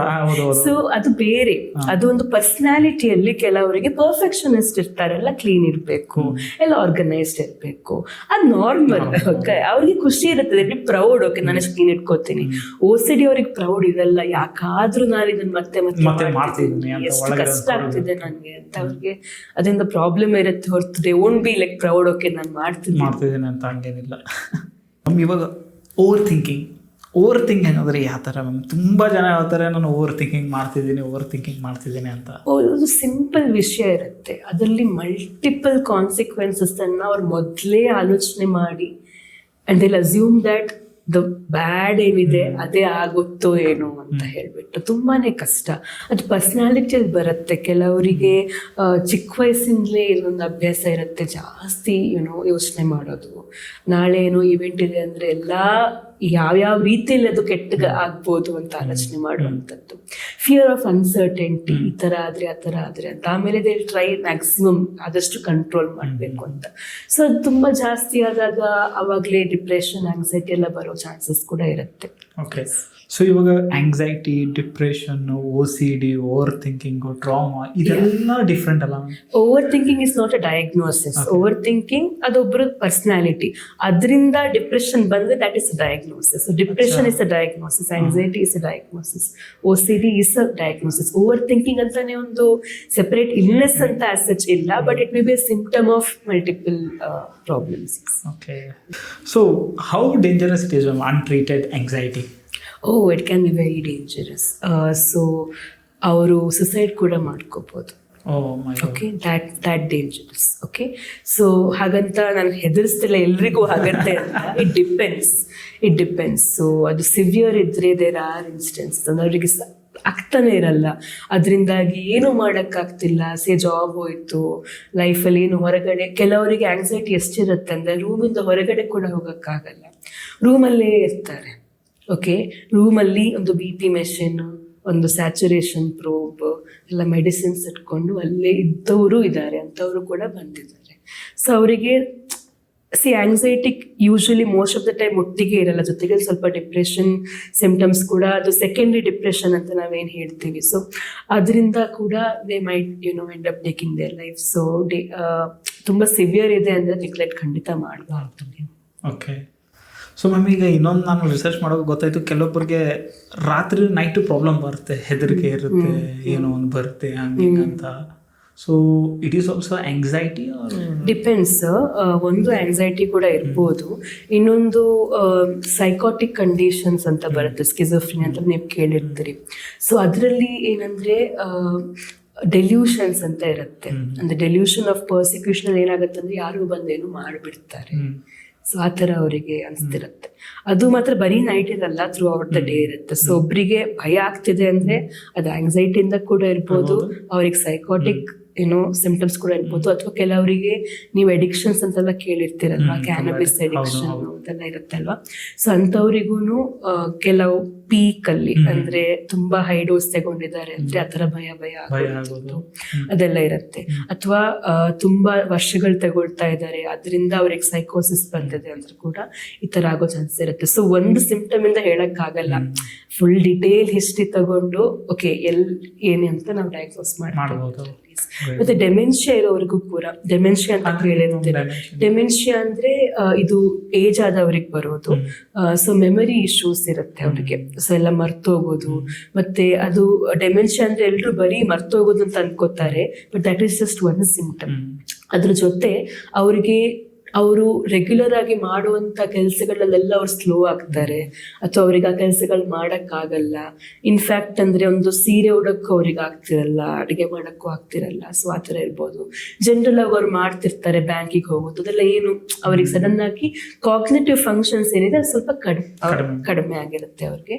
ಸೊ ಅವ್ರಿಗೂ ಈ ಥರ ಭಯ ಬೇಜಾರು ಇದೆಲ್ಲ ಬರುವಂಥ ಚಾನ್ಸಸ್ ಇರುತ್ತೆ. ಸೊ ಒಂದು ಸ್ಪೆಸಿಫಿಕ್ ಇನ್ಸಿಡೆಂಟ್ ಇಂದನೂ ಇವೆಲ್ಲ ಆಗ್ಬೋದಲ್ಲ ಮೇಡಮ್? ಯಾವುದು? ಇವು ಆಂಗ್ಸೈಟಿ ಆಗಲಿ, ಡಿಪ್ರೆಷನ್ ಎಸ್, ಅದು PTSD ಅಂತಾನು ನೀವು ಐಡು ಕೇಳಿದ್ರಿ, ಪೋಸ್ಟ್ ಟ್ರಾಮ್ಯಾಟಿಕ್ ಸ್ಟ್ರೆಸ್ ಡಿಸಾರ್ಡರ್ ಅಂತ. ಸೊ ಅದರಲ್ಲಿ ಜನರಲಿ ಅವ್ರಿಗೆ ಏನಿರಲ್ಲ, ಬಟ್ ಒಂದು ಲೈಫ್ ಥ್ರೆಟ್ನಿಂಗ್ ಇವೆಂಟ್ ಆಗಿರುತ್ತೆ. ಅದಾದ್ಮೇಲೆ ಅವರಿಗೆ ಈ ತರ ಸಿಂಪ್ಟಮ್ಸ್ ಅಂದ್ರೆ ನೈಟ್ ಮೇರ್ಸ್ ಬರುವಂತದ್ದು. ನೈಟ್ ಮೇರ್ಸ್ ಅಂದ್ರೆ ಸಡನ್ ಆಗಿ ರಾತ್ರಿ ಮಲಗಿರೋದ್ರಿಂದ ಎದ್ದು ಭಯ ಆಗುವಂಥದ್ದು, ಅಥವಾ ಸ್ಪೆಸಿಫಿಕ್ ಆಗಿ ಕೆಲವು ಇವೆಂಟ್ಸ್ ಅವಾಯ್ಡ್ ಮಾಡ್ತಿರ್ತಾರೆ. ಅವರಿಗೆ ಫ್ಲಾಶ್ ಬ್ಯಾಕ್ಸ್ ಬರ್ತಿರುತ್ತೆ. ಏನ್ ಲೈಫ್ ಥ್ರೆಟ್ನಿಂಗ್ ಇವೆಂಟ್ ಆಯ್ತಲ್ಲ ಅಂದ್ರೆ, ನಾನು ಹೇಳ್ತಿದ್ದೇನೆ war survivors, rape survivors, major life threatening accident ಆಗಿರುತ್ತಲ್ಲ, ಅವ್ರಿಗೆಲ್ಲ PTSD ತರ ಸಿಂಪ್ಟಮ್ಸ್ ಕೂಡ ಬರ್ಬೋದು. ನೀವು ಲೈಫ್ ಇವೆಂಟ್ ಬಗ್ಗೆ ಕೇಳಿದ್ರಿ. ಸೊ ವಲ್ನರೇಬಿಲಿಟಿ ಇಸ್ ಮೋಸ್ಟ್ ಇದು ಅಂದ್ರೆ, ಒಬ್ಬರಿಗೆ ಜೆನೆಟಿಕಲಿ ಡಿಪ್ರೆಷನ್ ಬರುವಂತಹ ವಲ್ನರೇಬಿಲಿಟಿ ಇದೆ ಅಂದ್ರೆ, ಅವರಿಗೆ ಕೆಲವೊಮ್ಮೆ ಮೈನರ್ ಲೈಫ್ ಇವೆಂಟ್ ಅಥವಾ ಲೈಫ್ ಇವೆಂಟ್ ಏನ್ ಇಲ್ಲದೆ ಇದ್ರೂ ಬರೋ ಚಾನ್ಸಸ್ ಇರುತ್ತೆ. ಇವಾಗ ಪೇರೆಂಟ್ಸ್ಗೂ ಡಿಪ್ರೆಷನ್ ಇದೆ, ತುಂಬಾ ಫ್ಯಾಮಿಲಿ ಎಲ್ಲ ಇದೆ ಅಂದ್ರೆ ಅವರಿಗೂ ಬರುವಂತ ಚಾನ್ಸಸ್ ಇರುತ್ತೆ. ಏನೋ ಒಂಥರ ಹೆರಿಡಿಟಿ ಬೇರೆ ಬೇರೆ ಇದರಲ್ಲಿ ಬರುತ್ತೆ ಅಂದ್ರೆ ನಾನು ಫಸ್ಟ್ ಟೈಮ್ ಕೇಳಿ. ಇಲ್ಲ, ಬರುತ್ತೆ. So depression, schizophrenia, bipolar disorder 100% ಇಲ್ಲ. ಓಕೆ, ಸ್ವಲ್ಪ ಚಾನ್ಸಸ್ ಇರುತ್ತೆ, ಬಿಕಾಸ್ ಆ ಜೀನ್ಸ್ ಶೇರ್ ಇರುತ್ತೆ ಅಲ್ವಾ. ನೀವು ಕೇಳ್ಬೋದು ಜೀನ್ಸ್ಗೂ ಮೆಂಟಲ್ ಹೆಲ್ತ್ಗೂ ಏನ್ ಸಂಬಂಧ? ಪ್ರತಿಯೊಂದು ಇದೆ. ಯಾಕಂದ್ರೆ ನಾನು ಹೇಳಿದ್ದೆ mental health is nothing but any other body ಇದ್ದಂಗೆ ಅಂತ. ಸೊ ಇವಾಗ ನಮ್ಮ ಬಾಡಿ, ನಮ್ಮ ಬ್ರೈನ್ ಅಲ್ಲಿ ಸೆರೋಟೋನಿನ್ ಅಂತ ಕೆಮಿಕಲ್ ಇದೆ. ಸೆರೋಟೋನಿನ್ ಅಂದ್ರೆ it will help you focus well, happiness, anxiety ಇಲ್ದೇ ಇರೋದು, ರಿಲ್ಯಾಕ್ಸ್ ಆಗಿರೋದು, ಆ ಥರ. ಸೊ ಆ ಜೀನ್ ಅಲ್ಲಿ ಪ್ರಾಬ್ಲಮ್ ಇದ್ರೆ ಇದೆ, ಆ ಥರ ಕಂಡೀಷನ್ಸ್ ಇರೋರು ಇದ್ದಾರೆ. ಆ ಜೀನ್ಸ್ ಅಲ್ಲಿ ಪ್ರಾಬ್ಲಮ್ ಇದ್ರೆ ಅವ್ರಿಗೆ ತುಂಬಾ ವಲ್ನರೇಬಲ್ ಇರ್ತಾರೆ. ಏನು ಸ್ಮಾಲ್ ಇವೆಂಟ್ ಆದ್ರೂ ಅವರಿಗೆ ಡಿಪ್ರೆಷನ್ ಆಗೋ ಚಾನ್ಸಸ್, ಏನು ಇವೆಂಟ್ ಇಲ್ಲದೆ ಸಡನ್ ಆಗಿ ಬರೋ ಚಾನ್ಸಸ್ ಕೂಡ ಇರುತ್ತೆ ಅವ್ರಿಗೆ. So genetics is everything. So but genetics ಇದ್ರೂನು if you follow good lifestyle ಬರೋ ಚಾನ್ಸಸ್ ಕಡಿಮೆ ಇರುತ್ತೆ ಅಷ್ಟೇ. ಓಕೆ ಮ್ಯಾಮ್, ಈ ಥರ ಏನಾದರೂ ಸಿಚುವೇಶನ್ ನೀವು ಫೇಸ್ ಮಾಡಿದ್ರೆ ದಟ್ ಚೈಲ್ಡ್ಹುಡ್ ಅಲ್ಲಿ ಏನಾದ್ರು ಟ್ರಾಮಾ ಆಗಿದೆ, ಅದು ಈಗ ಅಡಲ್ಟ್ಹುಡ್ ಎಫೆಕ್ಟ್ ಆಗ್ತದೆ? ಸೊ ಅದಾಗತ್ತೆ. ಯಾಕಂದ್ರೆ ನಮ್ಮ ಚೈಲ್ಡ್ಹುಡ್ ಅಂದ್ರೆ ಡೆವಲಪಿಂಗ್ ಇರ್ತಾರಲ್ವಾ, ಅವರು ಡೆವಲಪಿಂಗ್ ಬ್ರೈನ್ ಇರುತ್ತೆ ಅಲ್ವಾ. ಸೊ ಏನೋ ತುಂಬಾ ಕ್ರಾನಿಕ್ ಆಗಿ ಅವ್ರಿಗೆ ಏನೋ ಪ್ರಾಬ್ಲಮ್ ಆಗ್ತಿದೆ ಅಂತ ಅಂದ್ಕೊಳ್ಳಿ. ಅಂದ್ರೆ ಪೇರೆಂಟ್ಸ್ ಅಬ್ಯೂಸ್ ಅಂದ್ರೆ ಫೈಟ್ಸ್ ಇರ್ಬೋದು ಬಿಟ್ವೀನ್ ದ ಪೇರೆಂಟ್ಸ್, ಅಥವಾ ಅವ್ರ ನೇಬರ್ಹುಡ್ ಅಲ್ಲಿ ತುಂಬಾ ವೈಲೆನ್ಸ್, ಆ ಥರ ಎಲ್ಲ ಇದೆ ಅಂತ ಅಂದ್ಕೊಳ್ಳಿ. Sexual abuse, we should talk about it. Childhood sexual abuse so common, so common. ಬರೋ ಪೇಷಂಟ್ಸ್ ಅಲ್ಲಿ ಎಷ್ಟು ಜನ ಹೇಳ್ತಾರೆ, ಕಾನ್ಫಿಡೆನ್ಶಿಯಾಲಿಟಿ ನಾನೇನು ರಿಯಲ್ ಕೇಸಸ್ ಹೇಳೋಂಗಿಲ್ಲ ಇಲ್ಲಿ, ಬಟ್ ಎಷ್ಟು ಜನ ಹೇಳ್ತಾರೆ ದಟ್ ಅವ್ರಿಗೆ ಚಿಕ್ಕ ವಯಸ್ಸಲ್ಲಿ ಕಸಿನ್ ಈ ತರ ಮಾಡಿದ್ರು, ಅಂಕಲ್ ಈ ತರ ಮಾಡಿದ್ರು. ಸೊ ಆ ಟ್ರಾಮಾ ಇವಾಗ ಎಫೆಕ್ಟ್ ಆಗುತ್ತೆ. ಬಿಕಾಸ್ ಏನಾಗುತ್ತೆ ಅಂದ್ರೆ, ನಮ್ಮ ಸರೌಂಡಿಂಗ್ ಅಲ್ಲಿ ನಮ್ಗೆ ಕಷ್ಟದ ಈವೆಂಟ್ಸ್ ನಡೀತಾ ಇದೆ ಅಂದ್ರೆ ಅದರಿಂದ ಸ್ಟ್ರೆಸ್ ಜಾಸ್ತಿ ಆಗತ್ತಲ್ವಾ. ಆ HPA ಆಕ್ಸಿಸ್ ಅಂತ ಇದೆ ನಮ್ಮ ಬಾಡಿ ಒಳಗಡೆ, ಸ್ಟ್ರೆಸ್ ಆಕ್ಸಿಸ್, ಅದಕ್ಕೂ ಬ್ರೈನ್ಗೂ ಕನೆಕ್ಷನ್ ಇರುತ್ತೆ. ಸೊ ಅದು ಬ್ರೈನ್ ಅಫೆಕ್ಟ್ ಆಗಿರುತ್ತೆ. So it can affect lot of times. ಇವಾಗ ಅಡಲ್ಟ್ ಬಂದವರಿಗೆ ಈ ಥರ ಚೈಲ್ಡ್ಹುಡ್ ಟ್ರಾಮಾಸ್ ತುಂಬ ಜನರಿಗಿದೆ. So already will move towards segment 3 ma'am. ಇಲ್ಲಿ ಟ್ರೀಟ್ಮೆಂಟ್ ರಿಕವರಿ ಬಗ್ಗೆ ಮಾತಾಡೋಣ. ಸೊ ಯಾರ್ಯಾರು ನೋಡ್ತಿದ್ದಾರೆ, ಯಾರ್ಯಾರು ಡಿಪ್ರೆಷನ್ ಆಗಲಿ, ಎಂಗ್ಸೈಟಿ ಆಗಲಿ, ಟ್ರಾಮಾ ಆಗಲಿ, ಓವರ್ ಥಿಂಕ್ ಆಗಲಿ, ಯಾರ್ಯಾರು ನೀವು ಫೇಸ್ ಮಾಡ್ತಿದ್ದೆ, ಬಟ್ ದಿಸ್ ಸೆಗ್ಮೆಂಟ್ ನಿಮ್ಗೆ ಹೆಲ್ಪ್ ಆಗುತ್ತೆ. ಸೊ ಮ್ಯಾಮ್, ಇವಾಗ ಸೈಕೆಟ್ರಿಕ್ ಟ್ರೀಟ್ಮೆಂಟ್ ಯಾವ ಥರ ಯೂಶಲಿ ನೀವು ಸ್ಟಾರ್ಟ್ ಮಾಡ್ತೀರಾ? ಸಪೋಸ್ ಯಾರಾದರೂ ಒಬ್ಬ ವ್ಯಕ್ತಿ ಬಂದರು, ಪೇಷಂಟ್ ಬಂದರು, ಒಂದು ಎಂಗ್ಸೈಟಿಯಿಂದ ಆಗಲಿ, ಡಿಪ್ರೆಷನ್ ಆಗಲಿ, ಟ್ರಾಮಾ ಆಗಲಿ, ಸೊ ಫ್ರಮ್ ಎಲ್ಲಿಂದ ಸ್ಟಾರ್ಟ್ ಮಾಡ್ತಾರೆ? ಡೀಟೇಲ್ ಹಿಸ್ಟ್ರಿ ತುಂಬ ಡೀಟೇಲ್ ಆಗಿ ತಗೊಳ್ಬೇಕಾಗತ್ತೆ. ಅದಾದಮೇಲೆ ಎಷ್ಟು ಸಿವಿಯರ್ ಇದೆ ಅಂತ ನೋಡ್ತೀವಿ. ಸೊ ಮೈಲ್ಡ್ ಇದೆ ಅಂದರೆ ಆಸ್ ಐ ಟೋಲ್ಡ್ ಕೌನ್ಸಿಲಿಂಗ್ ಥೆರಪಿಯಲ್ಲಿ ಟ್ರೈ ಮಾಡ್ತೀವಿ. ಇಲ್ಲ ಅದರಿಂದ ಅವರಿಗೆ ಪ್ರಾಬ್ಲಮ್ ಆಗ್ತಾ ಇದೆ ತುಂಬ ಅಂದರೆ ಮೆಡಿಸಿನ್ ಸ್ಟಾರ್ಟ್ ಮಾಡ್ತೀವಿ. ಮೆಡಿಸಿನ್ಸ್ ಅಂದಮೇಲೆ ತುಂಬ ಮಿಸ್ಕನ್ಸೆಪ್ಷನ್ಸ್ ಇದೆ. ಲೈಫ್ ಲಾಂಗ್ ತಗೋಬೇಕು, ಮತ್ತೆ ಅಡಿಕ್ಟ್ ಆಗಿ ಹೋಗ್ಬಿಡ್ತೀವಿ, ಅದು ಇದು ಅಂತ. So depends on the condition. ಇವಾಗ ಡಿಪ್ರೆಷನ್ ಎಲ್ಲ ಇದೆ ಅಂದರೆ ಜನರಲಿ 6 months to 1 year ಒಳಗಡೆ ಟ್ರೀಟ್ಮೆಂಟ್ ಮುಗಿಯುತ್ತೆ. ಆಮೇಲೆ ಮೇನ್ ಆಂಟಿ ಡಿಪ್ರೆಸೆನ್ಸ್ ಏನಿದೆ ಅಲ್ಲ, ಅದರಲ್ಲಿ ಯಾವುದೇ ರೀತಿ ಅಡಿಕ್ಷನ್ ಇರಲ್ಲ. ಓಕೆ, ಬಟ್ ಅಫ್ಕೋರ್ಸ್ ಅದನ್ನು ಸ್ಟಾಪ್ ಮಾಡುವಾಗ ಒಂದು ಸ್ವಲ್ಪ ದಿನ ಹೆಡೇಕ್ ಬರೋದು, ಸ್ವಲ್ಪ ವಿಡ್ರಾವಲ್ ಸಿಂಪ್ಟಮ್ಸ್ ಇರ್ಬೋದು, ಬಟ್ ದಟ್ಸ್ ಟೆಂಪ್ರರಿ, ಸರಿ ಹೋಗುತ್ತೆ. ಓಕೆ, ಬಟ್ ಕೆಲವು ಕಂಡೀಷನ್ ಸ್ಕಿಜೋಫ್ರೇನಿಯಾ ಇದೆ ಅಂತ ಅಂದ್ಕೊಳ್ಳಿ, ಅದು ಲೈಫ್ ಲಾಂಗ್ ಟ್ರೀಟ್ಮೆಂಟ್ ತಗೋಬೇಕಾಗುತ್ತೆ. ಅವರು ಬೈಪೋಲಾರ್ ಡಿಸಾರ್ಡರ್ ಇದೆ ಅಂತ ಅಂದ್ಕೊಳ್ಳಿ, ಅದರಲ್ಲಿ ಡಿಪ್ರೆಷನ್ ಆ್ಯಂಡ್ ಮೇನಿಯಾ ಫ್ಲಕ್ಚುಯೇಟ್ ಆಗ್ತಾ ಬಂದಿರುತ್ತೆ, ಅದರಲ್ಲೂ ಕೂಡ ಲೈಫ್ ಲಾಂಗ್ ತಗೊಳ್ಳೋ ಅವಶ್ಯಕತೆ ಇರ್ಬೋದು, ಮೋಸ್ಟ್ ಆಫ್ ದ ಟೈಮ್ಸ್ ಇರುತ್ತೆ. So depends on the condition. But general depression, anxiety ಇದಕ್ಕೆಲ್ಲ ಜನರಲಿ ಫ್ಯೂ ಮಂತ್ಸ್ ತಗೊಂಡು ಜೊತೆಗೆ ಥೆರಪಿನೂ ತಗೊಂಡ್ರೆ ಕೌನ್ಸಿಲಿಂಗ್. ಅಂದರೆ ಕೌನ್ಸಿಲಿಂಗಲ್ಲಿ ಮೇನ್ ಆಗಿ ಅವ್ರು ಯೋಚನೆ ಮಾಡೋ ರೀತಿಯಲ್ಲಿ ಏನಾದರೂ ಪ್ರಾಬ್ಲಮ್ಸ್ ಇದೆಯಾ ಅದನ್ನು ಸರಿ ಮಾಡಬೇಕು. ಕಾಗ್ನಿಟಿವ್ ಬಿಹೇವಿಯರಲ್ ಥೆರಪಿ ಅಂತ ಇರುತ್ತೆ. So cognitive behavioural therapy, cognitive therapy ಅಂದರೆ ಕಾಗ್ನಿಟಿವ್ ಡಿಸ್ಟಾರ್ಷನ್ಸ್ ಇರುತ್ತೆ ಅವ್ರಿಗೆ ಕೆಲವುದು, ಸೊ ಅದನ್ನೆಲ್ಲ ಕರೆಕ್ಟ್ ಮಾಡುವಂಥದ್ದು. ಬಿಹೇವಿಯರಲ್ ಥೆರಪಿ ಅಂದರೆ ಅವ್ರ ಲೈಫ್ ಸ್ಟೈಲಲ್ಲಿ ಏನು ಮಾಡಿಫಿಕೇಶನ್ ಮಾಡಬೇಕು, ರಿಲ್ಯಾಕ್ಸೇಷನ್ ಟೆಕ್ನಿಕ್ಸ್ ಹೇಳ್ಕೊಡುವಂಥದ್ದು, ಆ ಥರ. ಇದು ಒಂದು ಮಲ್ಟಿಪಲ್ ಸ್ಕೂಲ್ಸ್ ಆಫ್ ಥೆರಪಿ ಇದೆ, ಡಿಪೆಂಡಿಂಗ್ ಆನ್ ದ ಪೇಷಂಟ್. ಅದನ್ನು ನಾವು ರೆಕಮೆಂಡ್ ಮಾಡ್ತೀವಿ. ಎಸ್ ಅದು ಇಂಪಾರ್ಟೆಂಟ್. ಒಮ್ಮೆ ಗೊತ್ತಾದ್ಮೇಲೆ ಓಕೆ ಇವ್ರಿಗೆ ಥೆರಪಿನಾ ಅಥವಾ ಇವ್ರಿಗೆ ಮೆಡಿಸಿನ್ಸಾ ಅಥವಾ ಅವ್ರಿಗೆ ಕಾಂಬಿನೇಷನ್ ಬೇಕಾಗತ್ತಾ ಅಂತ ಡಿಸೈಡ್ ಮಾಡಿಕೊಂಡು ಮುಂದುವರಿಯೋದು. ಸೊ ಮ್ಯಾಮ್, ಈಗ ನಾವು ಟ್ರೀಟ್ಮೆಂಟ್ ಬಗ್ಗೆ ಮಾತಾಡ್ತಿದ್ವಿ. ಸೊ ಥೆರಪಿ ಯಾವ ಥರ ಎಫೆಕ್ಟಿವ್ ಆಗುತ್ತೆ ನಮ್ಮ ಮೆಂಟಲ್ ಹೆಲ್ತ್ಗೆ, ಹೆಂಗೆ? ಅದೇ it depends on the situation again. But ಇವಾಗ ಉದಾಹರಣೆ ಕೊಡ್ತೀನಿ. ಎಲ್ರಿಗೂ ಸ್ಟ್ರೆಸ್ ಒಂದೇ ಸಿಚುವೇಶನ್ ಇರುತ್ತೆ ಅಂತ ಅಂದ್ಕೊಳ್ಳಿ. ಬಟ್ ಒಬ್ಬರು ಅದನ್ನು ಯಾವ ರೀತಿ ಅದನ್ನು ಅರ್ಥ ಮಾಡ್ಕೊಳ್ತಾರೆ ಅಂದರೆ ಹೌ ದೇ ಪರ್ಸೀವ್ ಇಟ್, ಅದು ಡಿಫ್ರೆಂಟ್ ಇರುತ್ತೆ. ಸೊ ಕೆಲವರಿಗೆ ಕಾಗ್ನಿಟಿವ್ ಡಿಸ್ಟಾರ್ಷನ್ಸ್ ಇರುತ್ತೆ. ಒಂದು ಉದಾಹರಣೆ ಕೊಡ್ತೀನಿ ನಾನು. ಪರ್ಸ್ನಲೈಸೇಷನ್ ಅಂತ ಇರುತ್ತೆ. ಅಂದರೆ ನಾವಿಬ್ಬರು ಫ್ರೆಂಡ್ಸ್, ನಾವು ಪಾರ್ಕಲ್ಲಿ ಕೂತ್ಕೊಂಡು ಮಾತಾಡ್ತಿದ್ದೀವಿ. ಯಾರೋ ಒಬ್ಬರು ನಮ್ಗೆ ಗೊತ್ತಿರೋರು ಈ ಥರ ಹೋಗ್ತಿದ್ದಾರೆ. ಅವ್ರು ನನ್ನ ನೋಡಿ ಹಾಯ್ ಹೇಳಿಲ್ಲ. ನಾನು ಆವಾಗಲೇ ಅಂದ್ಕೋತೀನಿ, ಅವ್ರು ನನ್ನ ಕಂಡ್ರೆ ಇಷ್ಟ ಇಲ್ಲ, ಯಾರಿಗೂ ನನ್ನ ಕಂಡ್ರೆ ಇಷ್ಟ ಇಲ್ಲ. ಬಟ್ ನಿಜ ಹೇಳಬೇಕು ಅಂದರೆ ಅವ್ರು ನನ್ನ ನೋಡ್ದೇನೆ ಇರ್ಬೋದು, ಅಥವಾ ಅವ್ರಿಗೆ ನಿಮ್ಮನ್ನು ಕಂಡ್ರೆ ಇಷ್ಟ ಇಲ್ಲದೆ ಇರ್ಬೋದು, ಅದಕ್ಕೆ ಅವ್ರು ನನ್ನ ಹತ್ರ ಬಂದಿಲ್ಲ. ಅಥವಾ ನನ್ನ ಕಂಡ್ರೆ ತುಂಬ ಇಷ್ಟ ಇರ್ಬೋದು, ಬಟ್ ಅವರಿಗೆ ನಾನು ಚೆನ್ನಾಗಿ ಬಟ್ಟೆ ಹಾಕ್ಕೊಂಡಿಲ್ಲ, ಅವ್ರೇನು ಅನ್ಕೋತಾರೇನೋ, ಈ ಥರ ಎಷ್ಟೋ ಸಿಚುವೇಶನ್ ಇರ್ಬೋದು. ಬಟ್ ಅವ್ರು ಅನ್ಕೋತಾರೆ ಓಕೆ ಅಂತ. ಸೊ ಇದೆಲ್ಲ ಕಾಗ್ನಿಟಿವ್ ಡಿಸ್ಟಾರ್ಷನ್ಸ್, ನಾವು ಯೋಚನೆ ಮಾಡೋ ರೀತಿಯಲ್ಲಿ ಇರುವಂತಹ ಡಿಸ್ಟಾರ್ಷನ್ಸ್. ಇನ್ನೊಂದು ಕೆಟಾಸ್ಟ್ರೋಫೈಸೇಷನ್ ಅಂತ ಇದೆ. ಏನೋ ಒಂದು ಸ್ವಲ್ಪ ನನಗೇನೋ ಎದೆನೋ ಆಯಿತು, ನಾನು ಅನ್ಕೋತೀನಿ ಗ್ಯಾಸ್ಟ್ರಿಕ್ ಇಶ್ಯೂ ಇದೆ, ಸರಿ ಹೋಗುತ್ತೆ ಅಂತ. ಕೆಟಾಸ್ಟ್ರೋಫೈಸೇಷನ್ ಅಲ್ಲಿ ಏನಾಗುತ್ತೆ ಅಂದರೆ ನಂಗೆ ಹಾರ್ಟ್ ಅಟ್ಯಾಕ್ ಆಗೋಗುತ್ತೆ. So we are thinking like in a different way. So ಇದನ್ನೆಲ್ಲ ಕರೆಕ್ಟ್ ಮಾಡುವಂಥದ್ದು ಥೆರಪಿಯಲ್ಲಿ ಅದು ಒಂದು.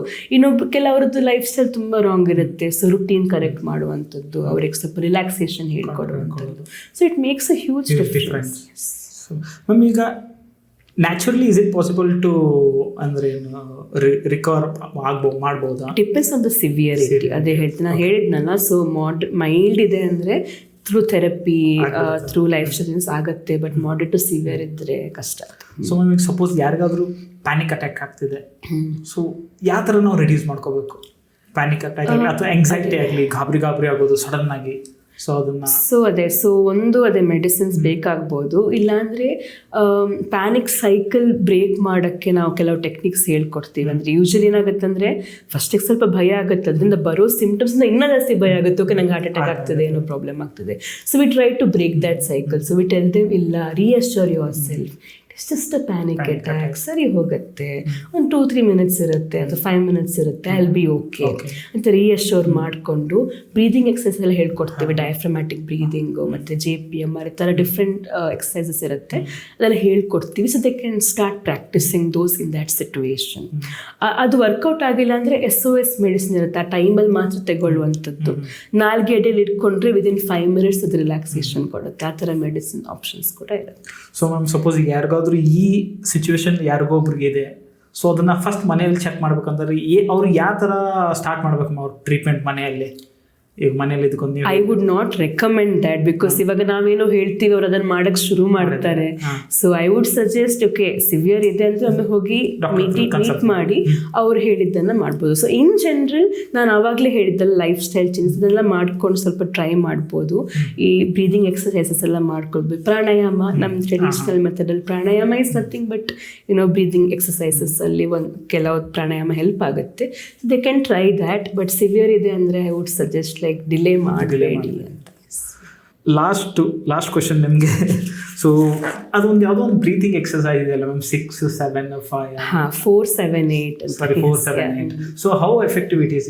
ಇಟ್ಸ್ ಗುಡ್ ಬಿಕಾಸ್ ಏನಾಗುತ್ತೆ ಗೊತ್ತಾ, ನಮ್ಮ 2 lungs ಕೆಳಗಡೆ ಡಯಾಫ್ರಮ್ ಅಂತ ಒಂದು ಮೆಂಬ್ರೇನ್ ಇರುತ್ತೆ. There are nerves connecting the diaphragm to the brain. So ಅದು ಆ ಥರ ಮಾಡೋದ್ರಿಂದ it will release those relaxing chemicals. It's a scientific technique. So it can be useful for sleeping problems ಮತ್ತು anxiety, ನೋವುಗಳು ಕೂಡ ಸ್ವಲ್ಪ ಕಡಿಮೆ ಆಗುತ್ತೆ, ಫೋಕಸ್ ಎಲ್ಲ ಇಂಪ್ರೂವ್ ಆಗುತ್ತೆ. It's effective. Yes. Thank you so much for being a part of ಕನ್ನಡಾಲಜಿ.